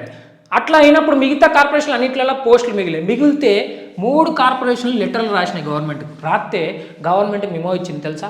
మెమో ఇచ్చి ఏమన్నదంటే for this one time we will relax GO 81 and 544 for this one time అన్నది. ఈ ఒక్కసారికి వదిలేస్తాం, మీరు చేసుకోండి, వెయిటింగ్ లిస్ట్ ఇచ్చుకోని అని చెప్పింది. చెప్పగానే వీళ్ళు వెయిటింగ్ లిస్ట్ ఇవ్వడానికి రెడీ అయ్యారు. రెడీ అయ్యాక ఇక్కడ ఒక కొత్త ఇష్యూ వచ్చింది. ఏమొచ్చిందంటే కొత్త పురాలు ఉంటారు కదా, అప్లై చేయని వాళ్ళు, జాబ్ రానోళ్ళు, తక్కువ మార్కులు వచ్చిన వాళ్ళు, లేకపోతే కొత్త అప్లై చేయని వాళ్ళు, ఆ పడ్డప్పుడు అప్లై చేయని పురాలు ఉంటారు కదా, వీళ్ళందరూ ఇవి వెయిటింగ్ లిస్ట్ అని ఫిల్ చేస్తే మనకు మళ్ళీ ఫ్యూచర్లో పోస్టులు పడవు ఇప్పట్లా. సో వెయిటింగ్ లిస్ట్ ఉండొద్దు, ఈ జియోలో క్లియర్గా ఉంది 81 544 వెయిటింగ్ లిస్ట్ ఎక్కడిది, గట్ల ఎక్సెప్షన్ నీకు లేదు, గవర్నమెంట్ ఇష్టం ఉన్నట్టు మెమో ఇచ్చి రిలాక్సేషన్ ఇస్తుందా, కుదరదని చెప్పి హైకోర్టు పేరు పోతే సింగిల్ జడ్జ్మెంట్ ఏమన్నది, GO 81 544 ప్రకారం మీరు వెయిటింగ్ లిస్ట్ ఇవ్వద్దు, అవి సవరించలేదు కాబట్టి సో వెయిటింగ్ లిస్ట్ లేదని క్యాన్సిల్ చేసింది. అప్పుడు డబుల్ బెంచ్కి వీళ్ళు 3 వేరు పోతే డబుల్ బెంచ్ కూడా సింగిల్ జడ్జ్మెంట్ని సపోర్ట్ చేశారు. అవును, యాజ్ పర్ జియో మీకు కావాలంటే జియో చేంజ్ చేసుకుని ఇచ్చుకోవాలని సింపుల్ మెమో ఇచ్చి ఒక జియోని మీరు ఎట్లా రిలాక్సేషన్ ఇస్తారో అట్లా కుదరదని మాట్లాడితే వీళ్ళు సుప్రీంకోర్టుకి వేరు. సుప్రీంకోర్టు పోతే సుప్రీంకోర్టు ఏం చెప్పిందంటే ఇది కొంచెం డిఫరెంట్ అండి. ఓకే, ఈ కేసు కొంచెం డిఫరెంట్, ముందే చెప్తాను. ఎగ్జాక్ట్లీ దీని ప్రకారంగా మనం గట్టిగా అడగనేది లేదు, కానీ కొంచెం బేస్ ప్రకారంగా మాట్లాడుతున్నాం. ఎక్సెప్షన్ కేసు అనే బేస్ మీద మాట్లాడుతున్నాం. ఎగ్జాక్ట్లీ ఈ సుప్రీంకోర్టు జడ్జిమెంటే మన కేసుకి అప్లికేబుల్ కాదు, ఎందుకంటే వీళ్ళు 1:1 చెప్తారు వెరిఫికేషన్. ఇక్కడ కొంచెం డిఫరెంట్ సిచ్యువేషన్ ఉంది, అదంతా నేను ఇప్పుడు ఎక్స్ప్లెయిన్ చేస్తలేను, ఓకేనా. బట్ మనకు ఎక్సెప్షన్ కేసు కింద కోర్టులు యాక్సెప్ట్ చేస్తున్న ఒక బేస్ గురించి నేను మాట్లాడతాను. సో సుప్రీంకోర్టు ఏమన్నా అంటే 4 ఒకటేసారి ఇచ్చారు, 4 పార్టిసిపేట్ చేయడానికి ఎలిజిబిలిటీ సేము, క్యాండిడేట్ రాసినలు సేము, ఖచ్చితంగా టాలెంట్ వాళ్ళకి 2-3 వస్తాయి. అప్పుడు మిగతా మిగిలిపోతాయి. మిగిలినప్పుడు అప్పుడు ఎంత 100-200 మిగిలినాయట. ఈ 200 ఇప్పుడు 1400 పడ్డాయి అప్పుడు ఏఈలు. 1400-200 అంటే ఎంత అవుతాయి, ఒక 20% కూడా ఇంకా తక్కువనే. సో ఇంత పర్సెంట్ మిగులుడు అనేది అసలు ఎంప్లాయ్మెంట్ క్రియేట్ చేస్తామనే స్పిరిట్కే విరుద్ధము. సో ఎన్ని మిగులుడు తప్పు కాబట్టి ఈ కేసుకి ఈ ఒక్కసారికి ఎక్సెప్షన్ కేసు కింద you can give waiting list అని సుప్రీంకోర్టు యాక్సెప్ట్ చేసింది. చేసుడుతున్నాయి బోలెడు వెయిటింగ్ లిస్టు 7-8 దాకా రిలీజ్ చేశారు. ఇది కోర్టు జడ్జ్మెంట్ వచ్చేసరికి 2-3 ఏళ్ళు 2018-19. కొంతమంది ఎగ్జామ్ రాసిన వాళ్ళు మర్చిపోయి కూడా వాళ్ళ పని వాళ్ళు చేసుకుంటారు. సడన్గా వాళ్ళకి మెసేజ్ వచ్చినాయి, you are selected for Genco, you are selected for Transco, వాళ్ళు దే కాంట్ బిలీవ్ ఇట్ అని, ఏంద్రో అన్ని మర్చిపోయినా ఏది రాలని పని చేసుకుంటే జాబ్ వచ్చు అట్లా అన్నట్టు. సో ఈ కేసులో సుప్రీంకోర్టు మనకి ఎక్సెప్షన్ కింద యాక్సెప్ట్ చేసింది. ఏదన్నా ఇట్లా డిఫరెంట్ కేసు వచ్చినప్పుడు రిలాక్సేషన్ ఇచ్చుకోవచ్చు అనేది మెమో అనేది తప్పేం కాదు, గవర్నమెంట్ ఇంటెన్షన్ కరెక్ట్ అని చెప్పి ఈ రకంగా ఈ బేసులన్నింటినీ మనం మెర్జ్ చేసి ఒక రిప్రజెంటేషన్ తయారు చేస్తున్న ఆల్రెడీ. మీకేమైనా పాయింట్స్ వెళ్తే కూడా చెప్పుర్రి, అందులో అడుగుదాము, అందులో ఇంక్లూడ్ చేద్దాము. ఫస్ట్ మనం ఏం చేద్దామంటే ఈ క్యాంపెయిన్కి సంబంధించి ముందు టీఎస్పీఎస్సీకి గవర్నమెంట్కి రిప్రజెంటేషన్స్ ఇవ్వాలి, ఆఫ్లైన్లో రిప్రజెంటేషన్స్ ఇవ్వాలి. ఇచ్చి తర్వాత ఆన్లైన్ క్యాంపెయిన్ కూడా చేద్దాం. గవర్నమెంట్ దృష్టికి ఫస్ట్ తీసుకుపోవాలి, కోర్టులు వీటిలో మనం డైరెక్ట్ ఓడు కాదు. ఫస్ట్ గవర్నమెంట్ దగ్గర పోతే వాళ్ళు ఏమైనా సొల్యూషన్ ఉందో ఆలోచించి మనం చెప్పే పాయింట్లు కూడా దాదాపు ఇవి పాజిబుల్ పాయింట్లు, మనమే ఇంపాసిబుల్ పాజిబుల్ చెప్పట్లేదు. మనం ఇంపాసిబుల్ చెప్పినప్పుడు కావనుకోండి. సో పాజిబుల్ పాయింట్లే కాబట్టి దాదాపు యాక్సెప్ట్ చేసే అవకాశం ఉంది. వాళ్ళకు కూడా తెలుసు అన్ని పోస్టులు ఒకటేసారి పడ్డాయి, ఒక డిఫరెంట్ సిచ్యువేషన్ వచ్చింది ఇప్పుడు. సో చాలా మంది జాబ్స్ మిస్ అవుతారు, బ్యాక్లాగ్ ఏర్పడుతున్నాయి, ఉన్న పోస్టులు నింపలేనప్పుడు మీరు ఇంకా కొత్త 2 లక్షల గురించి ఎట్లా మాట్లాడతారు, ఇవన్నీ ఉంటాయి కాబట్టి దాదాపు యాక్సెప్ట్ చేసే అవకాశం ఉంది. చెయ్యకపోతే we will try our best, చేద్దాం, అవర్ బెస్ట్ ట్రై చేద్దాం. ఏది కుదరదు అంటే ఇక will go to court final ఆప్షన్గా. అండ్ ఒకటి గుర్తుపెట్టుకుని, కోర్టు అనగానే ప్రతి ఒక్కరు ఇక సెలెక్ట్ అయ్యే వాళ్ళందరూ అన్న కోర్టు పోతాను కోర్టు. ఈ వెయిటింగ్ లిస్ట్కి సెలక్షన్ లిస్ట్కి అస్సలు సంబంధం లేదు. ఇది గుర్తుపెట్టుకోండి. మీ డీవీకి కానీ మీ రిజల్ట్స్కి కానీ మీ ఇంకో దానికి కానీ వెయిటింగ్ లిస్ట్ కాన్సెప్ట్కి ఎటువంటి సంబంధం లేదు. టాలెంట్ ఉన్న వాళ్ళు సెలెక్ట్ అయితేనే ఉంటారు, వాళ్ళ ప్రాసెస్ నడుస్తూనే ఉంటుంది. ఇదంతా కూడా వీళ్ళు సెలెక్ట్ అయిన వాళ్ళు జాయిన్ కాకపోతున్నావు, రిజైన్ చేసిపోతున్నావు, ఇంకో రకంగా అవుతున్నావు, మనం నెక్స్ట్ జాబ్స్ ఇవన్నీ మాత్రమే మాట్లాడుతున్నాం. కాబట్టి ఇప్పుడు ప్రెజెంట్ నడుస్తున్న ప్రాసెస్కి ఎటువంటి ఇష్యూ లేదు, వాళ్ళకి ఎటువంటి వాళ్ళ జాబ్ లెవెల్ మనం గుంజుకుంటలేము. నేనే చెప్తున్నా కదా, మెరిటరీ స్టూడెంట్స్ అసలు జాబ్ పోవద్దని. అందుకే కదా నేను రిలింక్విష్మెంట్ని వీటిని నేను కన్విన్స్ కాలేదని చెప్పిన కదా. అందుకే మార్కులు మంచిగా వచ్చినందుకు పోద్దు కదా, అటు చేసి నువ్వు వెయిటింగ్ లిస్ట్ ఇంకేదో కాన్సెప్ట్ ఇచ్చి మంచి మార్కులు వచ్చినందుకు ఫస్ట్ తీసేది కదా నువ్వు జాబ్. సో ఈ రకంగా కోర్ట్ అనేది లాస్ట్ ఆప్షన్, లీగల్ ఫైట్ అనేది. ఇదంతా కూడా అది ఎవరు అడిగినా చేస్తలేరు అన్నప్పుడు అది చేద్దాం లాస్ట్ కదా, లాస్ట్ ఆప్షను. ఇదంతా కూడా మీకు ఇంట్రెస్ట్ ఉంటే, మీకు కావాలనుకుంటే మీరు రండి, నాకు సంబంధించిన హెల్ప్ ఏమైనా ఉంటే నేను చేస్తాను. అంతేగాని ఇది నాకు సంబంధం లేదు, మీ రిలేటివ్ లిస్ట్ ఇచ్చినా నాకు సంబంధం లేదు, ఇవ్వకపోయినా సంబంధం లేదు, ఎవరిని జాబ్ వచ్చినా నాకు సంబంధం లేదు, ఎవరికి వచ్చినా నాకు సంబంధం లేదు, ఎవరికి రాకున్నా నాకు సంబంధం లేదు. ఏంటంటే పిల్లలు చాలా మంది అడుగుతారు, అన్న నాకు 1 మార్క్ వచ్చిపోతుంది, 0.5లో పోతుంది, ఆ వెయిటింగ్ లిస్ట్ ఏమైనా పెడితే బ్యాక్లాగ్ మేలుకుంటా మాకు కూడా వస్తుంది కానీ అని చెప్పి చాలా మంది ఎంబడి పడతారు. కాబట్టి నేను ముందుకు వచ్చిన మీరు ఎన్ని రోజులు నా దగ్గర ఉంటే, ఎన్ని రోజులు మనం చేద్దామని మీకు ఇంట్రెస్ట్ ఉంటే అన్ని రోజులు నేను ఉంటాను. మీరు ఏనాడు లైట్లే అన్నప్పుడు నేను కూడా light. So if you are interested, if you need this, if you want this, come to us, we will extend our help, otherwise we will close it. This is how we will go. And ఈ క్యాంపెయిన్కి సంబంధించి మొత్తం representation letter కానీ, ఏ రోజు ఎక్కడికి పోదాము, ఏం campaign చేద్దాము, ఆన్లైన్లో ఎప్పుడు చేద్దాం, ఇవన్నీ కూడా మనం టెలిగ్రామ్ గ్రూప్లో పెట్టడం జరుగుతుంది. టెలిగ్రామ్ గ్రూప్ మెండే సురేష్ అని మీరు టైప్ చేస్తే వస్తుంది టెలిగ్రామ్ గ్రూప్, సర్చ్లో కొడితే టెలిగ్రామ్లో. ఎందుకు టెలిగ్రామ్ అంటున్నంటే, నేను వీడియోలు అనేవి ఫ్రీక్వెంట్గా చేయం, మీకు అందరూ తెలుసు ఫాలోవర్స్కి. వీడియోస్ ఫ్రీక్వెంట్గా చేయ, ఏదో ఎక్సెప్షనల్ కంపల్సరీ ఎక్స్ప్లెయిన్ చేసేది ఉంది సంథింగ్ అన్నప్పుడు వీడియో పెడతాను. సో వీడియోస్ చేయం కాబట్టి ఏ చిన్నది ఉన్నా కూడా నేను టెలిగ్రామ్ గ్రూప్ పెడతా, మీరు అక్కడ జాయిన్ అవ్వండి. క్యాంపెయిన్ తొందరలోనే లాంచ్ చేద్దాము. దాంట్లో పార్టిసిపేట్ చేయాలనుకుంటే, అప్డేట్స్ కావాలనుకుంటే మీరు టెలిగ్రామ్లోకి రావాల్సింది. సో లెటర్ ప్రిపేర్ చేస్తున్నా, అది పోస్ట్ చేస్తా. దాంతో పాటు ప్రూఫ్లు, రిప్రజెంటేషన్ ఎవరికి ఇద్దాము, ఎట్లు ఇద్దాము, ఇంకేమన్నా రిప్రజెంటేషన్స్ కాకుండా ఇంకేమన్నా క్యాంపెయిన్లు చేయాలా, అవన్నీ కూడా మనం దాంట్లో డిస్కస్ చేద్దాము. లాస్ట్ ఆప్షన్లో ఏది కుదరదంటే అప్పుడు కోర్టుకి ఎట్లా పోదాము, దానికి బేస్లు ఏమున్నాయి, లాయర్లు ఏమంటారు, నిజంగా ఇది కుదరదా అని ముందే చెప్తుండండి. ఎవ్వరు కూడా నా మీద హోప్స్ పెట్టుకోవద్దు, ఇది అయిపోతుంది ఇక అన్న టేకప్ చేసింది అనే ఒక నమ్మకం ఉంది చాలా మందికి. సరే మంచిదే, మీరు ప్రీవియస్ హిస్టరీ చూసి నమ్ముతారు, ఓకే. కానీ నేను గ్యారంటీ ఇది గుర్తుపెట్టుకోండి, I don't give you any guarantee. మీరు వస్తారు, మీకు కావాలంటే నేను హెల్ప్ చేస్తాను, అంతే తప్ప కంపల్సరీ వస్తుంది ఇట్లాంటి ప్రామిసులు నేను చెయ్య. ఎంతోమంది చేయలే, ఏది నేను ఇది కంపల్సరీ చేపిస్తా అని చెప్పి నేను ఎప్పుడు చెయ్య, ఇంకా కూడా చెయ్య. సో ట్రై చేద్దాం, వస్తుందా రాదా నాకు కూడా తెలియదు, గవర్నమెంట్ యాక్సెప్ట్ చెప్తా తెలియదు, కోర్టు కేసు వేసినా కోర్టు ఒప్పుకుంటా తెలియదు, ఏమవుతుందో నాకు తెలియదు. మీరు ఎన్ని రోజులు ఫైట్ చేద్దామంటే అన్ని రోజులు ఫైట్ చేద్దాం. అవుతుందా కాదా మాత్రం ఐ డోంట్ నో ఇది. సో ఇవన్నీ గుర్తుపెట్టుకొని ముందుకు పోదాం. టెలిగ్రామ్లో ఇంకేమైనా అప్డేట్ ఉంటే పోస్ట్ చేస్తాం.